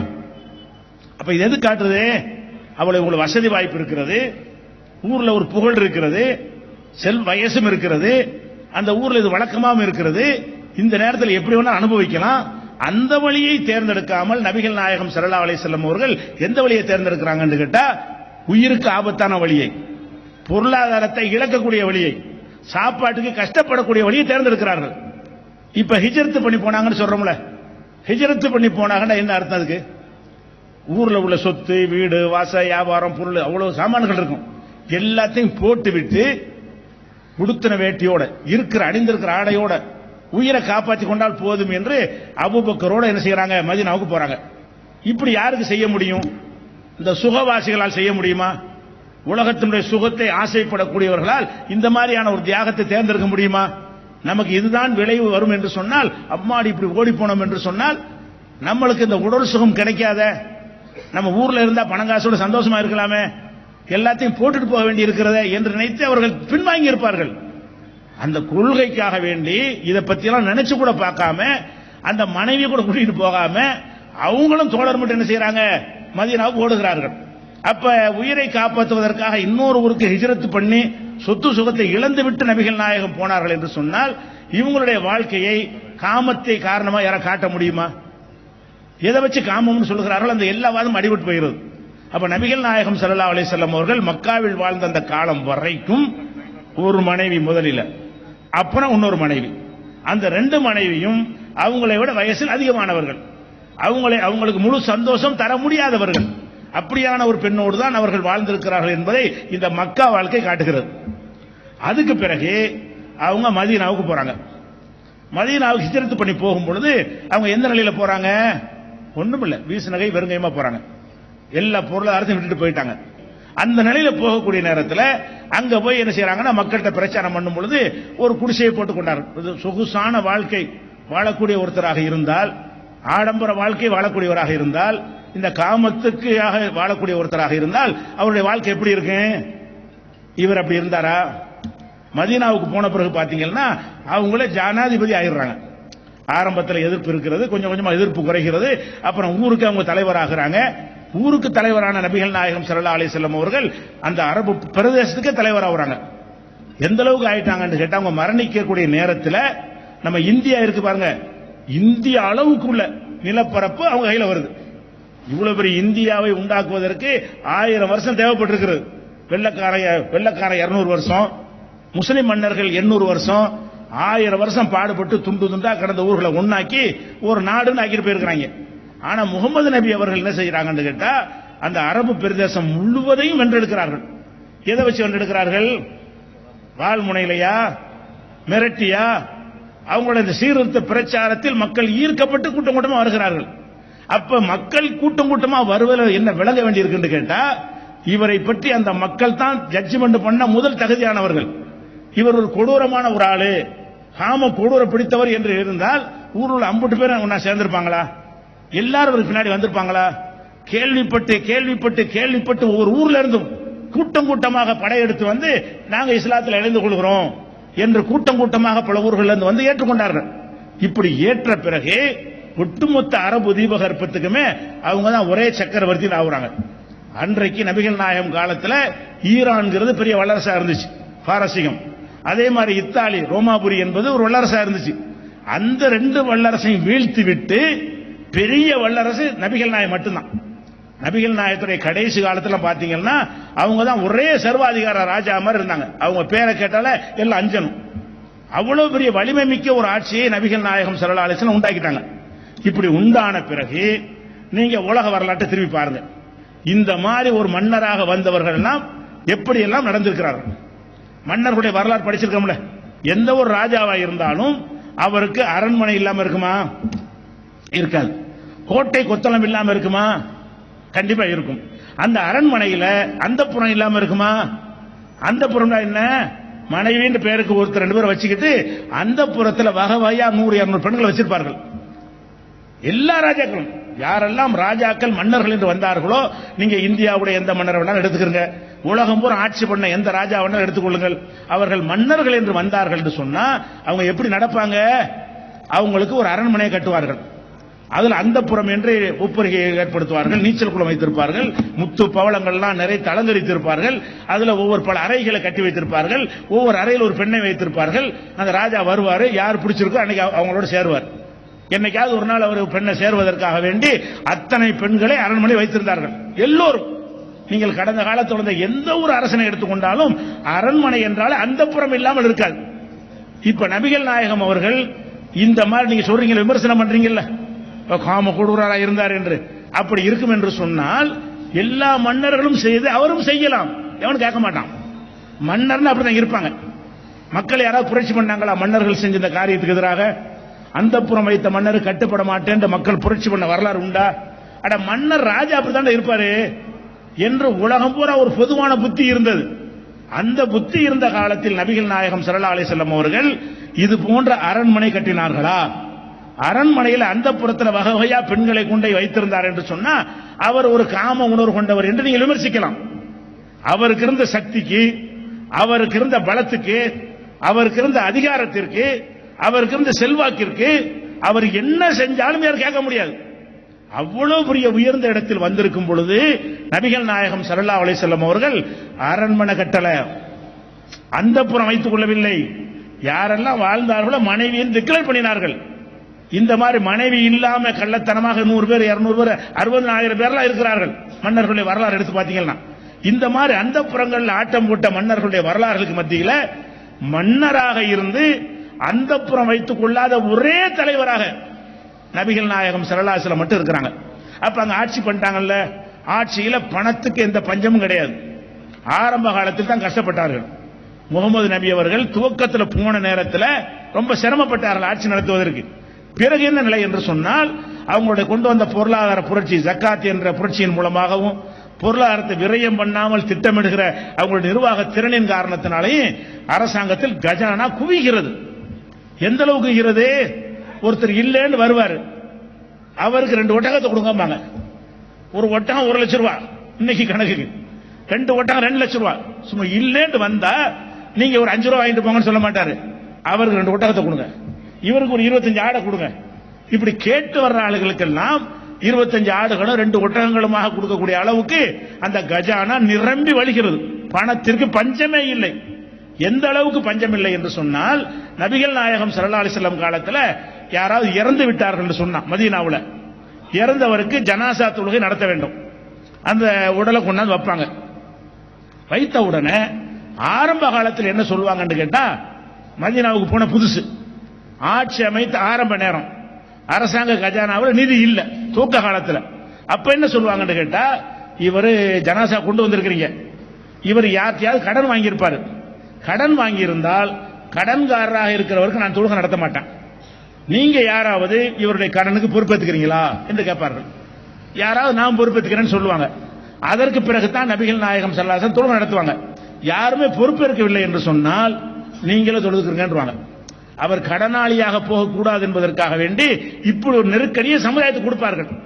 யாராவது இறக்கப்பட்டு என்ன செய்வாங்கன்னு கேட்டா, அவருடைய கடனை நான் ஏத்துக்கிறேன் என்று முன் வருவார்கள். அவர் வாங்கின கடன் தீர்க்கப்படும். இது துவக்க காலத்தில். பிறகு அல்லாஹ் பல வெற்றிகளை கொடுத்து கஜானாக்கள் குவிந்த பிறகு ஒரு ஜனாசா வந்தா என்ன செய்வாங்கன்னா தொழுகை நடத்துவாங்க. நடத்திட்டு சொல்லுவாங்க, இவர் ஏதாவது சொத்துக்களை விட்டு சென்றிருந்தால் அவருடைய வாரிசுகள் எடுத்துக்கொள்ளுங்கள், இவர் ஏதாவது கடன் விட்டு சென்றிருந்தால் வாங்க நான் தர்றத. அதாவது யார் இறந்தாலும் இறந்த அத்தனை பேருடைய கடனையும் நான் ஏற்றுக்கொள்கிறேன்னு சொன்ன அரசாங்க உலகத்தில் உண்டுமா? அந்த சமுதாயத்தில் என்ன காரியத்துக்கு கடன் வாங்கியிருப்பாங்க, சொந்த தேவைக்கு வாங்கியிருப்பாங்க, பலவிதமான கடன் வாங்கினவர்களாக மரணித்திருப்பார்கள். அந்த கடனாளியாக மரணித்தவருக்காக நபிகள் சொல்லுகிறார்கள், இந்த மனிதரிடத்தில் யாராவது கடன் கொடுத்திருந்தால் என்னிடத்தில் வந்து எல்லோரும் அந்த கடனை வாங்கிக்கிறங்க. அப்ப யார் இறந்தாலும் கடனை சுமக்கிறாங்க, எவ்வளவு காசு இருக்குன்னு பாருங்க. இன்றைக்கு கூட எந்த ஒரு அமெரிக்கா போன்ற பொருளாதார வளர்ச்சி பெற்ற நாடுகள் கூட குடிமக்களுடைய கடனை எல்லாம் ஏத்துக்கிறேன்னு சொன்னா திவாலாயிருவான். குடிமக்கள் வாங்கின எல்லா கடனையும் நான் ஏற்றுக்கொள்கிறேன் என்று அமெரிக்க அரசாங்கம் சொன்னா அடுத்த நிமிஷம் அமெரிக்கா திவாலாயிரும். அதே மாதிரி சவுதி அரேபியா சொன்னா சவுதி திவாலாகி போயிடும். இவர் என்ன செய்யறாரு, யாருடைய கடன் ஏன் பொறுப்புங்கிறார். அப்ப கஜானாவுல பணத்துக்கு பஞ்சமா இல்ல. அப்ப பணம் கொளிக்கிறது. செல்வாக்கு எடுத்துக்கிட்டீங்கன்னு சொன்னா உலகத்தில் இவருக்கு நிகரான செல்வாக்கு மிக்கவர் அன்னைக்கு இருந்ததில்லை, இன்னைக்கு அப்படித்தான். அவர் வாழ்ந்த காலத்தில் எத்தனை தலைவர்கள் இருந்தாங்க. முகமது நபி அவர்களுக்கு இருந்த செல்வாக்கு யாருக்காக இருந்துச்சா? எல்லாரும் படை ராணுவம் வச்சிருப்பாங்க, ராணுவத்துக்கு சம்பளம் கொடுப்பாங்க, சம்பளத்துக்காக கூலிக்கு தான் சண்டைக்கு வருவாங்க. முகமது நபி அவர்கள் வந்து ராணுவம் வச்சுக்கல, சம்பளம் கொடுக்கவில்லை. போர் என்று சொன்னால் டிக்ளேர் பண்ணுவார்கள், எல்லாம் நான் ஓடி வருவார்கள். ஏன்?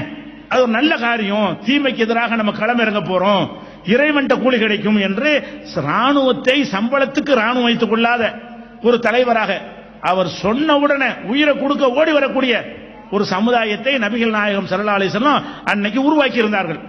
இவ்வளவு வலிமை மிக்க ஒரு அரசாங்கத்தை உருவாக்கி இருக்கும் பொழுது அவர்கள் என்ன செஞ்சாலும் யாரும் கேட்க மாட்டார்கள். அவங்க எப்படி வாழ்ந்தாங்க? நீங்க சொல்றீங்க சொகுசா வாழ்ந்தாரு, ஒரு காமத்துக்கு வாழ்ந்தாரு, பெண் பித்தரா வாழ்ந்தாரு என்று சொல்வதாக இருந்தால் இதை விட வசதி வாய்ப்பு யாருக்கு என்ன இருக்கும்?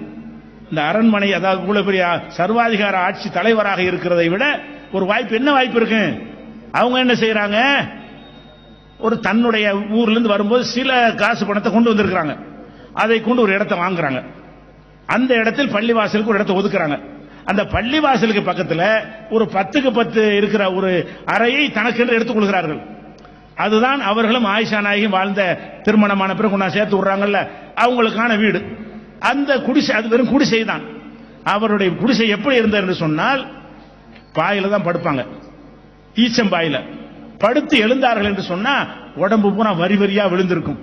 அல்லாஹ்வுடைய தூதரே, பாரசீக ரோமாபுரி மன்னர்கள்லாம் என்ன மாதிரி படுக்கையில படுக்கிறார்கள், நீங்கள் இவ்வளவு கஷ்டப்படுகிறீர்களே என்று கேட்கும் பொழுதெல்லாம் எனக்கு இந்த உலகத்துக்கு என்னப்பா இருக்கிறது, இந்த உலகம் இது எனக்கு என்னத்துக்கு என்று சொல்லி அந்த வாழ்க்கையை அவர்கள் செஞ்சார்கள், சகித்து கொண்டார்கள். அவங்களுடைய வீட்டை எடுத்துக்கிட்டீங்கன்னு சொன்னா அந்த வீட்டில் அவங்க தொழுவாங்க. இரவுல தொழுதார்கள் என்று சொன்னால் வெளியிலிருந்து பார்த்தா அவங்க நின்று தொழுவது தெரியும். அவ்வளவு உயரம் கம்மியான சுவர். அந்த செவர் எவ்வளவு உயரம் கம்மி என்று சொன்னால் வெளியிலிருந்து பார்த்தார்கள் என்று சொன்னா நபிகள் நாயகம் நிற்கும் போது தெரியும். வீட்டுக்கு வாசல் கிடையாது, ஒரு பாய் தான். இரவில் அந்த பாயை எடுத்து தொங்க விட்டுக் கொள்வார்கள். பகல்ல ஓப்பனா திறந்தே தான் இருக்கும். இப்படி வாழ்ந்த ஒருத்தரை போய் காமுகருங்கிறீங்களா?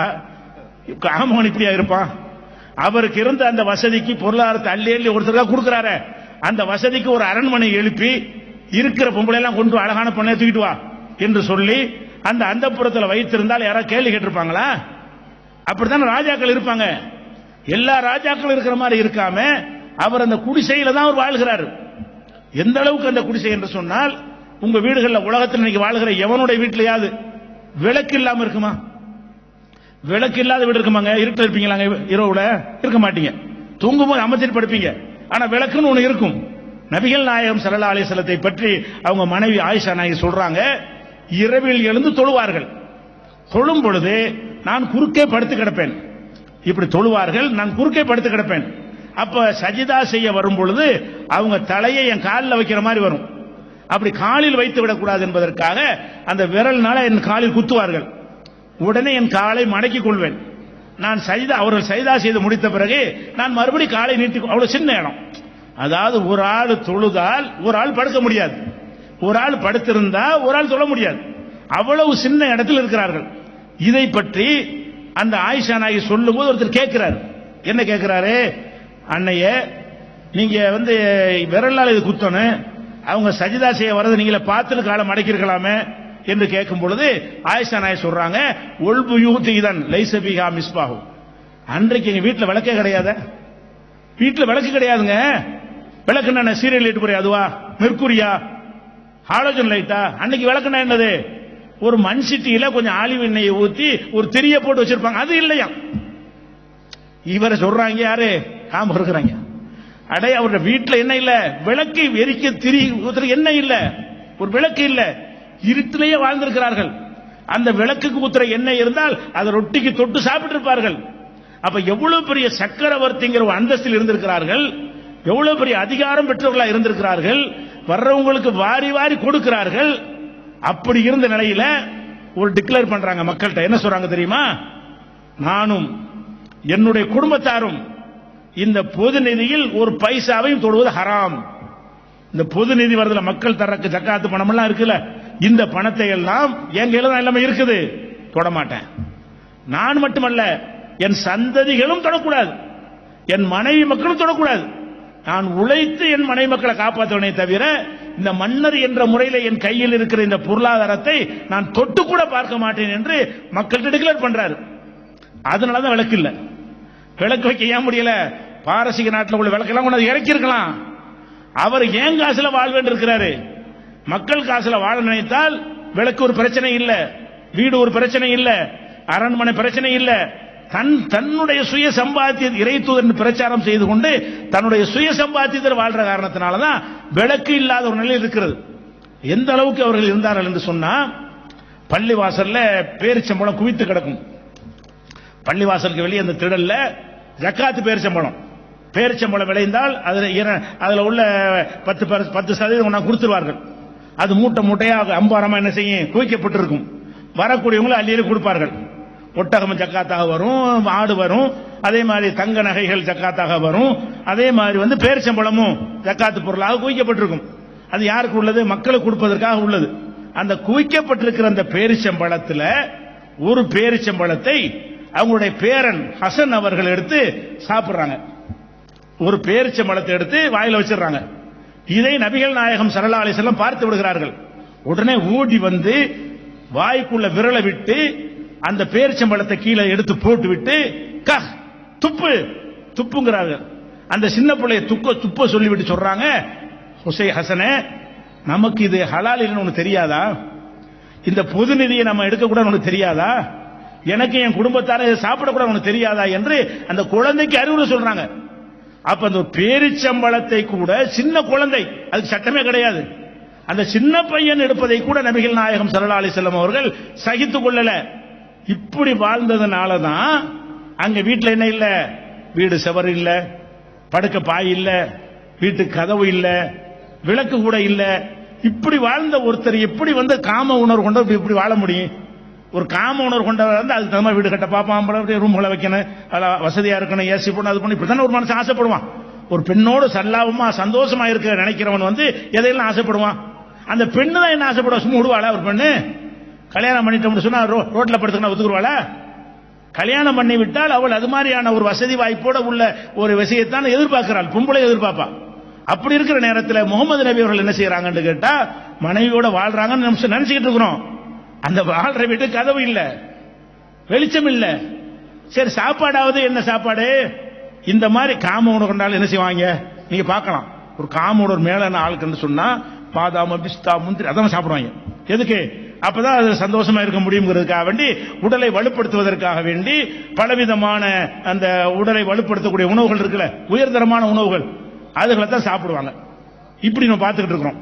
முகமது நபி அவர்கள் சரி காம உணர்வு நிறைய பெண்கள் அனுபவிக்கணுமா இருந்தால் இன்னொன்னு மாதிரி நம்ம சாப்பிடணும், முந்திரி பருப்பு ஒரு மூட்டை கொண்டாந்து போடு, பாதாமில் ஒரு மூட்டையை கொண்டாந்து இறக்கு என்று ஏற்று சாப்பிட்டு இருந்தா அது மாதிரிலாம் அது ஒரு ஆசை உள்ளவராக இருந்தார் நீங்க நினைக்கலாம். இவருடைய சாப்பாடு என்ன? தொழுதுட்டு வருவாங்க வீட்டுக்கு, சுபுகு தொழுது வீட்டுக்கு வருவார்கள்.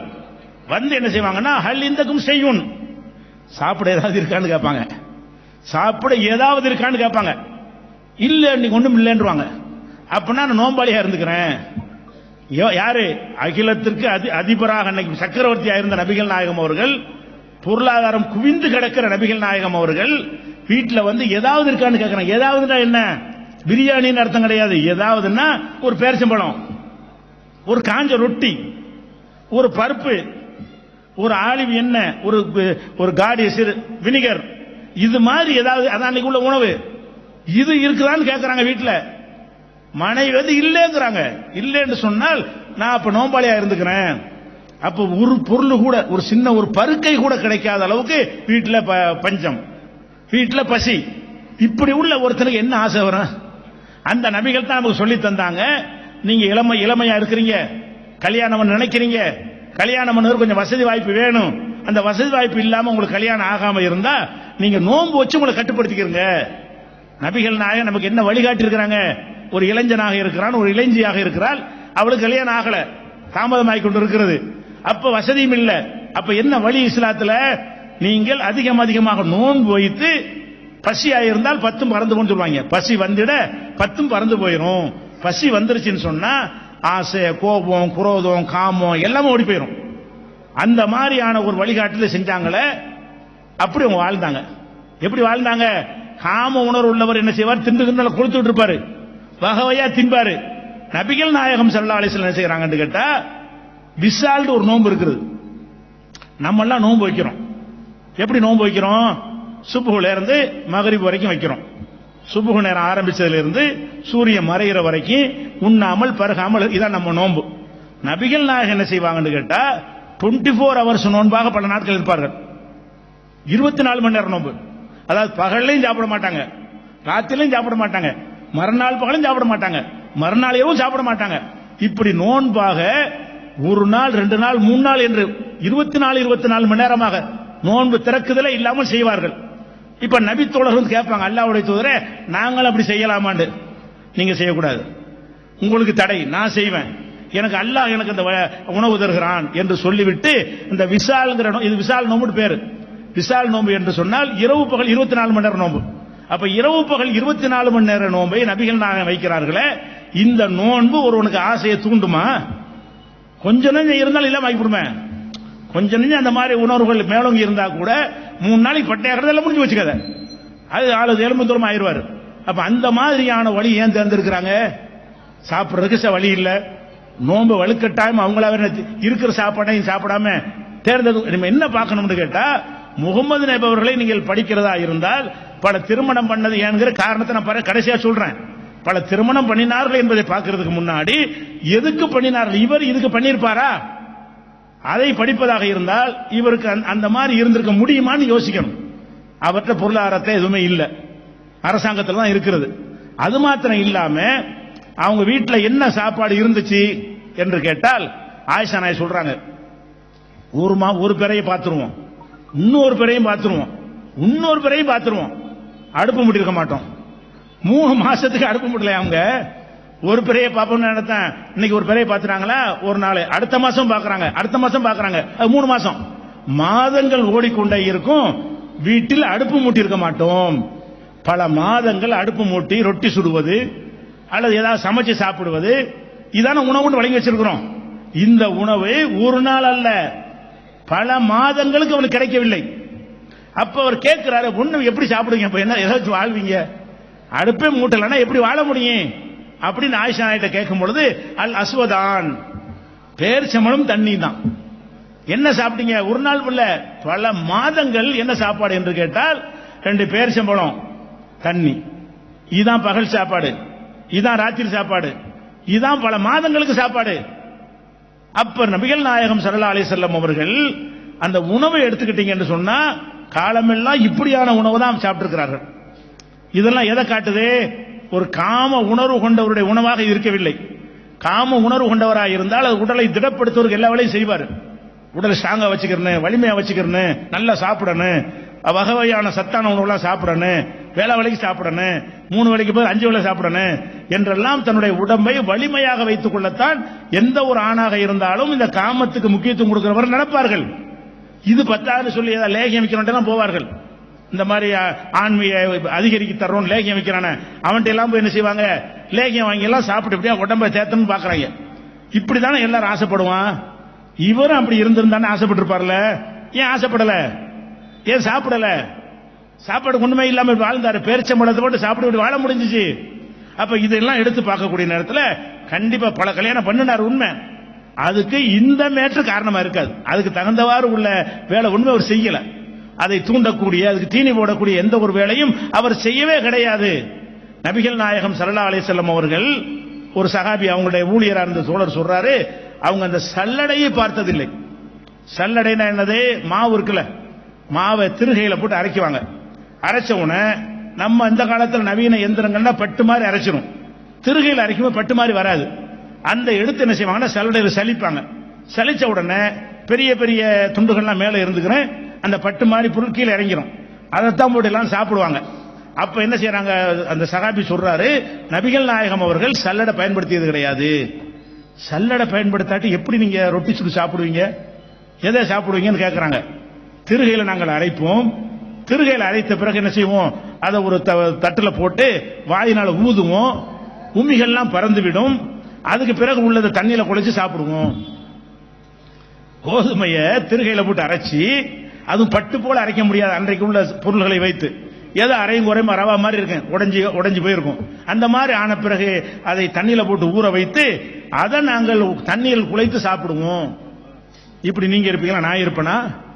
ஒரு காம உணர்வுல இருப்பானா? இப்படி இதை திண்டு எப்படி பெண்ணோட சந்தோஷப்படுத்துறது?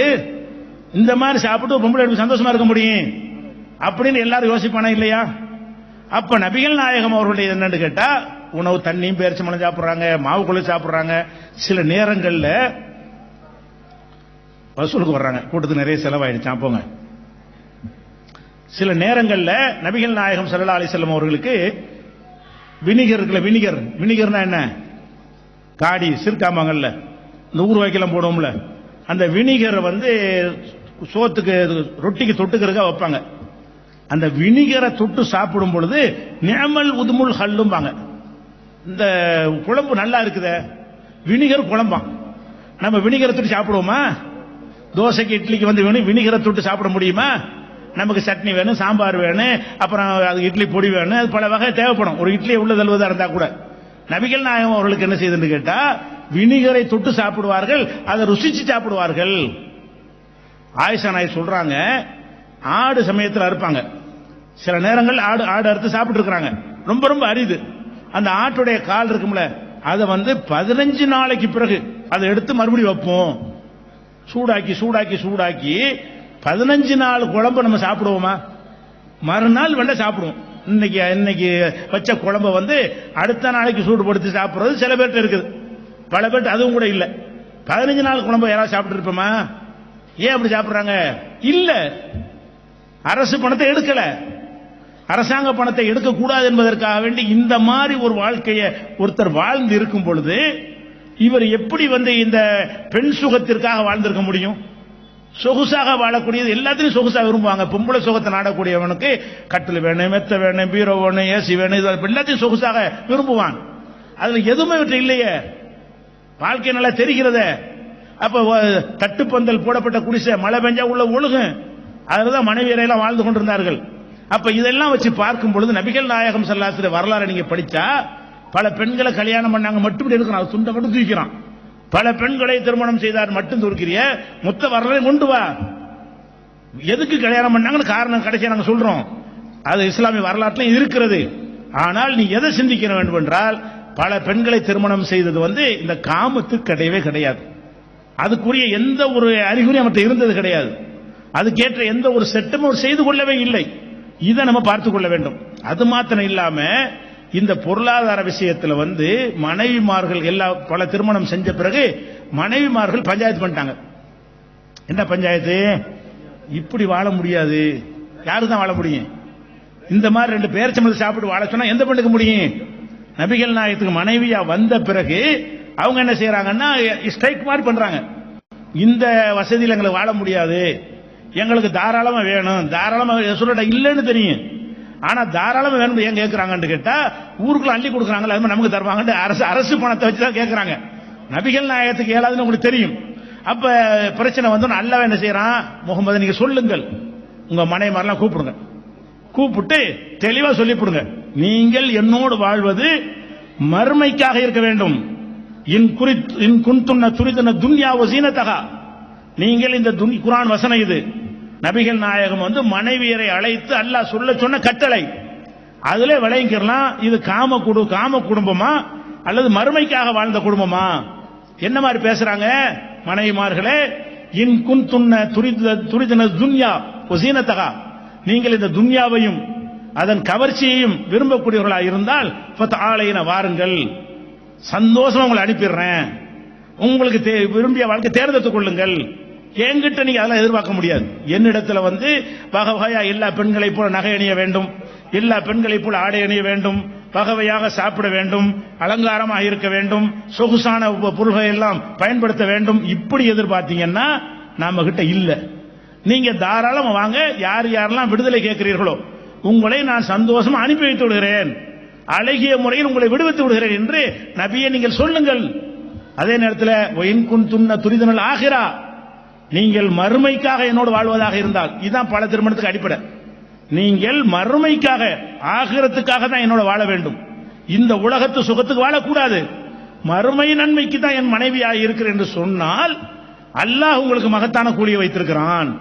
என்னோடு நீங்கள் வாழ்க்கை நடந்தால் உலக சுகங்களை எதிர்பார்க்க கூடாது, உலக வசதி எதிர்பார்க்க கூடாது, உலக ஆடம்பரங்களை எதிர்பார்க்க கூடாது. என்னோடு நீங்கள் வாழ்ந்தால் இன் குன்துன்ன துரிதுனல் ஹயாத்த துன்யா வ ஸீனதஹா, துன்யாவும் ஜீனத்தும் வேணும் என்று ஆசைப்பட்டீர்கள் என்று சொன்னா உங்களை விடுவிச்சிடுறேன். ஆகிரத்து வேணும் என்று சொன்னீர்கள்னா அல்லாஹ் உங்களுக்கு மகத்தான கூலியை வைத்திருக்கிறான். அப்ப மனைவி மாட்டவங்க என்ன சொல்றாங்கன்னு கேட்டா, என்கிட்ட வர்றது காம சுகத்துக்குன்னு வரக்கூடாது, ஜாலியா இருக்கணும்னு வரக்கூடாது, ஆடம்பர பங்களா கிடைக்குன்னு வரக்கூடாது. மன்னரா இருக்கிறாரு, நல்ல வசதியா என்ன செய்வாரு, அந்த புறத்தில் வச்சு அழகு பாப்பான்னு வரக்கூடாது. என் மனைவியா வருவதாக இருந்தால் மறுமைக்கு வாழணும், அல்லாஹ்விடத்தில் வெற்றி பெறுவதற்கு ஏற்ற வாழ்க்கை வாழணும். அதுக்கு தயாரா இருந்தா மனைவியாயிருங்க. நீங்கள் எல்லா பெண்களை போலவும் ஒரு சொகுசு வேணும், ஒரு சந்தோஷம் வேணும், உலக சந்தோஷம் வேண்டும் என்று ஆசைப்பட்டால் தாராளமா போயிருங்க. இது ஒன்னே உங்களுக்கு பதில் சொல்லுது. என்ன சொல்லுது? நபிகள் நாயகம் அவர்கள் அந்த பொருளாதாரம் கொடுக்கிற பத்தலைன்னு சொல்லி பெண்கள் கேட்கிற அளவுக்கு, மனைவிமார்கள் கேட்கிற அளவுக்கு அவங்களுடைய நிலைமை இருந்திருக்கிறது. அதுக்கு சொன்ன பதில் என்ன? ஒரு காம உள்ள போயிருன்னு சொல்லிடுவாங்களா? இந்த மனைவில விட்டு நான் என்ன செய்யறேன்னு பாக்குறேன். அப்ப இந்த மாதிரி நபிகள் நாயகம் ஸல்லல்லாஹு அலைஹி வஸல்லம் அவர்கள் பொருளாதாரத்தை அடிப்படையாக வைத்து அந்த பெண்கள் பிரச்சனை கிளப்பும் பொழுது, இருந்தா ஏறி போனா போ, இந்த பேரிச்சம்பழம் தான், இந்த காஞ்சிபுரம் ரொட்டி தான், இந்த மாவு உருண்டை தான், இதை சாப்பிட்டு என்னோட இருக்க முடியுமா? அப்ப இதை சாப்பிட்டு என்னோட எரின்னு சொன்னா அதுக்கு என்னங்க அர்த்தம்? வேற எதுவும் இல்ல, எந்த எதிர்பார்ப்பும் இல்ல. மனைவியாக இருப்பது மார்க்கத்தை கற்ற மக்களுக்கு சொல்லிக் கொடுப்பதற்கு தான். ஒரு மனைவி இருந்தால் அந்த செய்திகள் உலகத்துக்கு சேராது. பல மனைவி இருந்தால் தான் நபிகள் நாயகத்திலே உள்ள நடந்த செய்திகள் எல்லாம் உலகத்துக்கு தெரிய வரும். அதை அவர்கள் அறிவிக்க வேண்டி வரும். அவர்கள் அறிவித்தால் தான் நம்ம பின்பற்ற முடியும். நபிகள் நாயகம் ஸல்லல்லாஹு அலைஹி வஸல்லம் அவர்களுக்கு வெளி வாழ்க்கைன்னு ஒன்று இருக்கிறது. அதை நிறைய பேர் பார்ப்பாங்க, அவங்க அந்த செய்தி அறிவிப்பாங்க, அதை கேட்டு நம்ம ஃபாலோ பண்ணிக்கிறோம். அவங்க வீட்டுக்குள்ள நடக்கிறாங்கல்ல, பாதி நேரம் வீட்டில் மனுஷன் இருக்கிறான், ஒவ்வொரு நாளுமே பாதி நேரம் தான் வெளியில இருக்கிறான், பாதி நேரம் வீட்டுக்குள்ள இருக்கிறான். இரவு மாத்திரம் இல்லாம பகல்ல கூட சில நேரம் வீட்டில் இருக்கான் மனுஷன், சாப்பிடறதுக்கு போறவன். அப்ப பாத்தீங்கன்னு சொன்னா ஒரு 16 மணி நேரம் மனிதனுடைய வாழ்க்கை வீட்டுக்குள்ள இருக்கிறது, மீதி உள்ள நேரம் தான் வெளியில இருக்கிறது.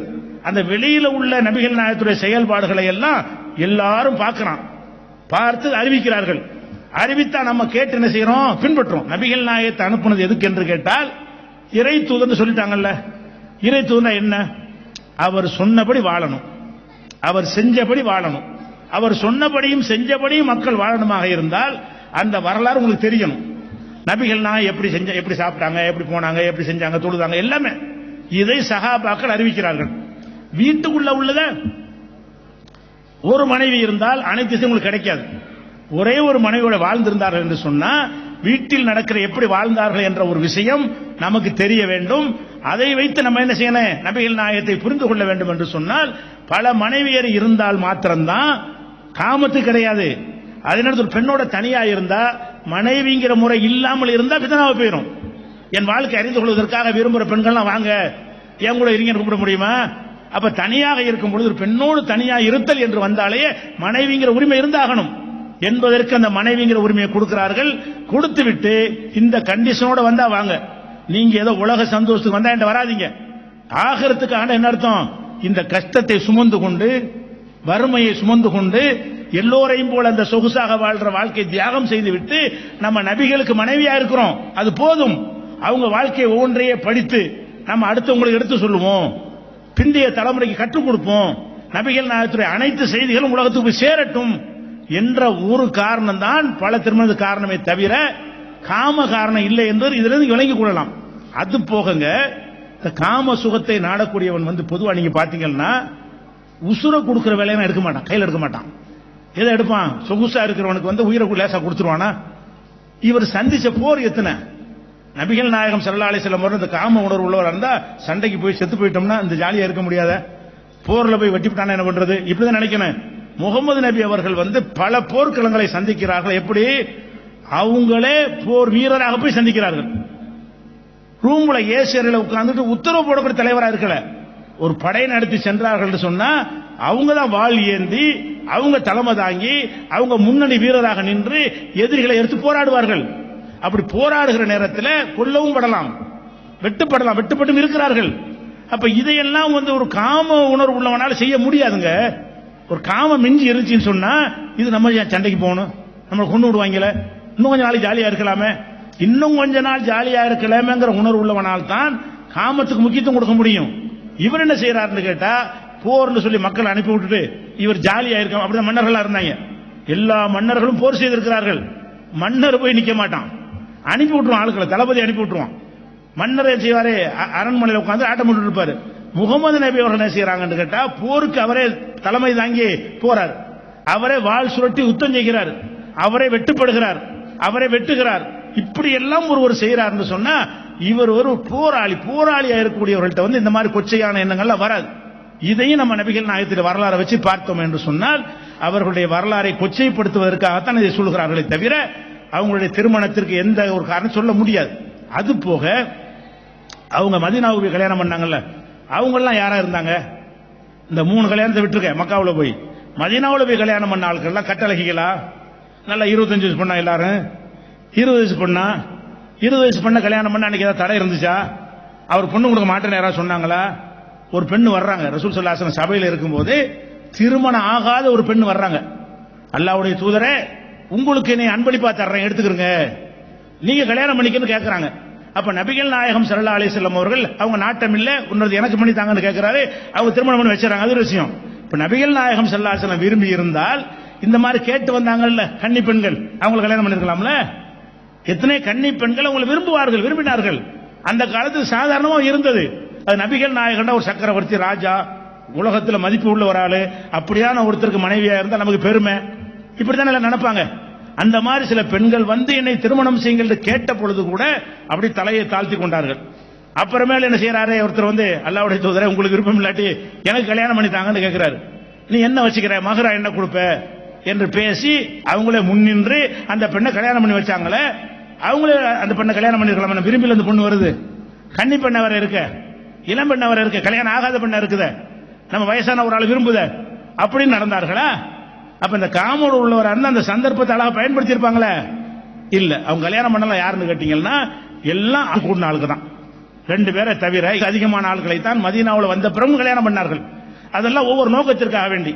போர்ல அபிசினியாவுக்கு போனார்கள், கணவர் இறந்துருவாரு, அகதியா நிக்கிறார்கள், அந்த பெண்ணை என்ன செய்யறாங்க, வாழ்வு கொடுக்கிற மாதிரி கல்யாணம் பண்றாங்க.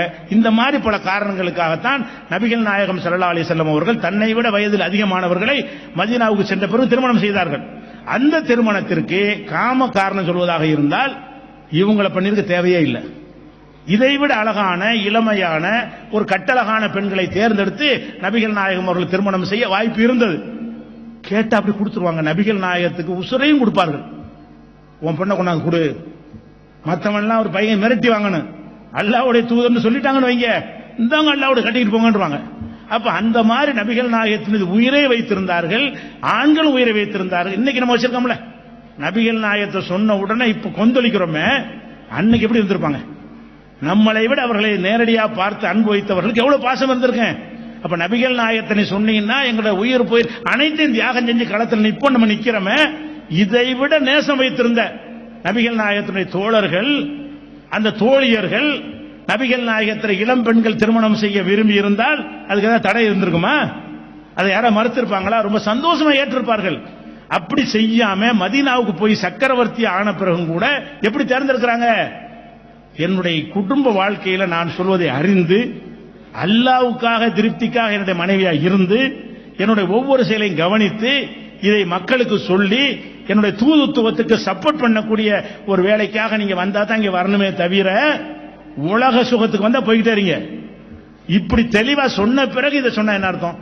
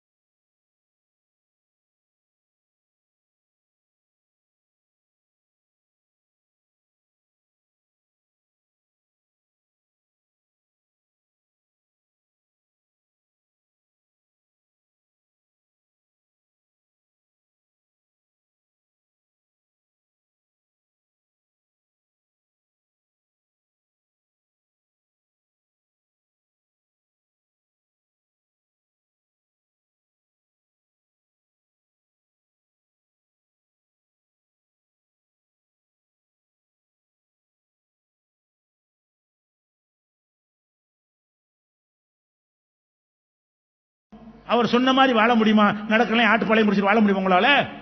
முடியாது. முகமது நபி அவர்களை பொறுத்த வரைக்கும் அவர் என்ன மாதிரி நம்மளை வாழ சொன்னாரோ அதே மாதிரி வாழ்ந்து கொண்டிருக்கிறோம். அதை அப்படியே வாழ்க்கையில கடைப்பிடிக்கிறோம். எந்த துறை வியாபாரம்னா இஷ்டத்துக்கு பண்ணிட்டு போயிடலாம். இல்ல அவர் சொன்னபோது தான் செய்வேன். வட்டி வாங்க மாட்டேங்கிறீங்க. பல கோடிகள் இந்தியாவோட வங்கிகள் இருக்கிறது. நம்ம வட்டி போட்டு வச்சிருக்கிறோம். முஸ்லீம்கள் வாங்கல. அதனால பல லட்சம் கோடிகள் இந்தியாவோட வங்கிகள்ல முஸ்லீம்கள் வாங்காத வட்டி பணம் ஏன் வாங்கல? அவர் தடுத்துட்டாரு. அந்த மனிதர் தடுத்த காரணத்தினால் வட்டி வேண்டாம் என்கிறோம், ஆடம்பரம் வேணாங்க என்கிறோம், எல்லாத்தையும் தூர எரிஞ்சிட்டு போறோம். இப்படி அனைத்திலையும் ஒரு தாக்கம். நீங்க பெண்கள் எப்படி வேணாலும் வாழலாம் இருக்குல்ல, எதற்காக வேண்டிய முகம் கையை மட்டும் வெளியே காட்டிக்கொண்டு மற்றதெல்லாம் மறைச்சு ஏன் வாழ்றீங்க? எல்லா பெண்களை போல வாழலாம்ல, ஏன் வாழல? அவருடைய தாக்கம். அவரை நேசிக்கிறீங்க, அவர் சொன்ன கேட்கணும்னு நினைக்கிறீங்க. அப்ப ஆண்களா இருந்தாலும் பெண்களா இருந்தாலும் அவர் சொல்வதை அப்படி கேட்கணும் என்கிற ஒரு தலைவன் உலகத்தில் கிடையவே கிடையாது. சும்மா பாராட்டுவாங்க, மேடையில பேசுவார்கள், அப்படி செஞ்சார் இப்படி செஞ்சா இருப்பார்கள். அவர் சொன்னதை அப்படியே கேட்கக்கூடிய நெகம் வெற்றதா இருந்தா கூட அவர் சொன்ன மாதிரி வெட்டுக்கிறோம். நெகம் வெற்றதா இருந்தா கூட அவர் என்ன மாதிரி வெட்ட சொன்னாரு, குளிக்கிறதா இருந்தா கூட என்ன மாதிரி குளிக்கணும் அதுக்கு வழிமுறை இருக்குது. குடும்ப வாழ்க்கையில் ஈடுபடுறோம்ல அதுக்கு வழிமுறை இருக்குது. எந்த விஷயத்தை எடுத்தாலும் மலைச்சலம் கழித்தா கூட யூரின் போயிட்டு கழுவுங்கிற விஷயத்தை வரைக்கும் நம்ம கடைப்பிடிக்கிறோம். நின்றுட்டு மோன்று போயிடறாங்க எல்லாரும். அப்ப முகமது நபி அவர்கள் எல்லாத்துக்கும் வழி காட்டினார், சரியாக காட்டினார், உடைக்க முடியாம காட்டினார். அப்படியாக ஒரு பார்வையை மைக்கேல் ஹார்ட்டுக்கு இருக்க போய் தான் இவரை நான் முதல்ல வைக்கிறேன். உலக வரலாற்றில் பெரும் தாக்கம் இவருக்கு தான் இருக்கு. 200 கோடி மக்கள், 200 கோடி மக்கள் அவரை கேட்டா சலவாத் அவர் பேருக்கு புகழ் மாலை சூடுகிறார்கள். 100% இல்லாட்டாலும் சில விஷயங்களில் அவரை பின்பற்றுகிறார்கள். 100% பின்பற்றக்கூடியவர்கள் ரொம்ப குறைவா இருக்கலாம். சில விஷயங்களிலாவது முஸ்லீம் என்று சொல்லிவிட்டால் நம்ம அவர் சொல்ல கேட்கணும். இப்படி ஈசா நபி சொன்ன கேட்கணும் யாராவது இருக்காங்களா? ஐன்ஸ்டீன் சொன்னபடி வாழ்க்கை நடத்துன்னு யாராவது இருக்கிறாங்களா? இல்ல. இன்னும் சொல்ல போனா 100 பேரை தேர்ந்தெடுத்து விட்டு இன்னொரு 10 பேரை தேர்ந்தெடுத்து 110 பேர் போட்டுருக்கான். இந்த 10 பேரே முக்கியமான ஆட்கள் தான். ஆனால் நான் இவர்களை 100ல கொண்டு வர முடியாது அப்படின்னு சொல்லி காந்தியை கூட குறிப்பிடுறார். 110 வருது காந்தி. காந்தி ஏன் சொல்லவில்லை என்று சொன்னால், காந்தி இந்தியாவோட சுதந்திரம் வாங்கி தந்தான்னு சொல்லுவாங்க. ஆனாலும் காந்தி இல்லாம இருந்தா இந்த சுதந்திரம் கிடைச்சுதான் இருக்கும். வெள்ளைக்காரன் போற முடிவுக்கு வந்துட்டான், எல்லா நாட்டையும் விட்டு போயிட்டான். எல்லா நாட்டும் காந்தியா இருந்தாரு. ஒவ்வொரு நாடும் அவன்கிட்ட இல்லையே. பாதி சாம்ராஜ்யத்தை ஆட்சி பண்ண அவன்கிட்ட ஆட்சி இல்லை. அவன் எல்லா பிரச்சனையும் சந்திச்சு விட்டு இனிமே நம்ம நாட்டுக்கு போயிருவோம் முடிவுக்கு வந்த நேரத்தில் காந்தி போராட்டம் அமைஞ்சிருச்சு.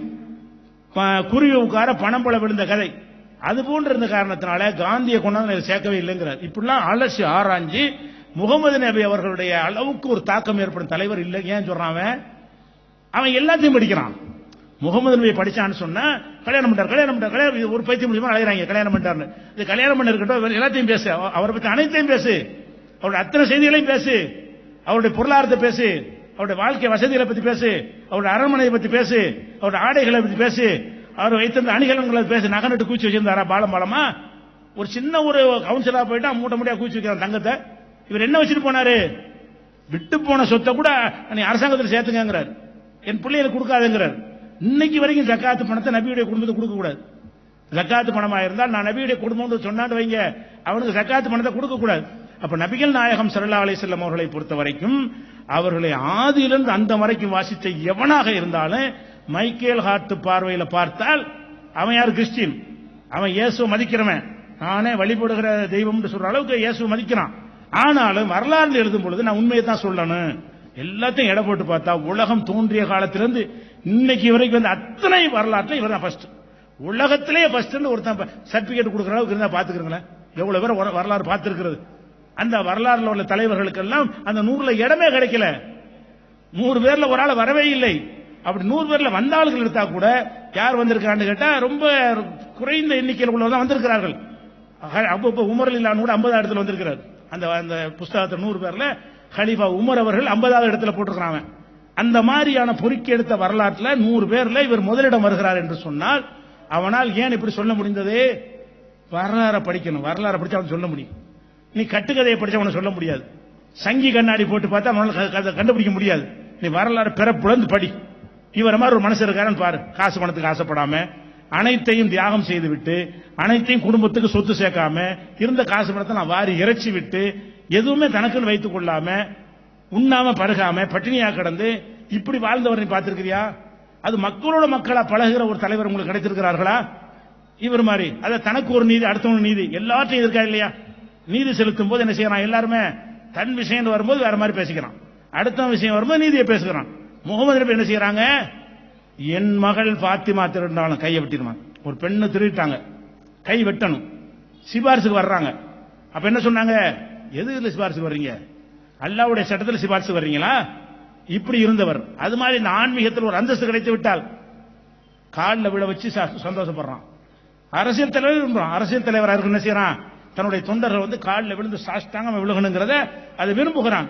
ஜெயலலிதா விரும்பினாரு, கருணாநிதி விரும்பினாரு, சசிகலா விரும்புறாரு, எல்லாம் விரும்புகிறார்கள். ஒரு தலைவராக வந்தார்கள் என்று சொன்னா பழனிசாமி விரும்புவார். கொஞ்சம் நாளைக்கு பிறகு ஃபேமஸ் ஆன பிறகு என்ன செய்யும்? அவரும் காலில் விழுந்து விரும்ப ஆரம்பிப்பார். அந்த பதவியில உட்கார்ந்த இவர்கள்லாம் காலில் விழுந்து ஆசைப்படுறாங்க. ஆன்மீக தலைவர்கள் அதை விட ஆசைப்படுறாங்க. காலை தொட்டு தான் ஆசி வாங்குறார்கள். இவர் அதை விரும்பினாரா?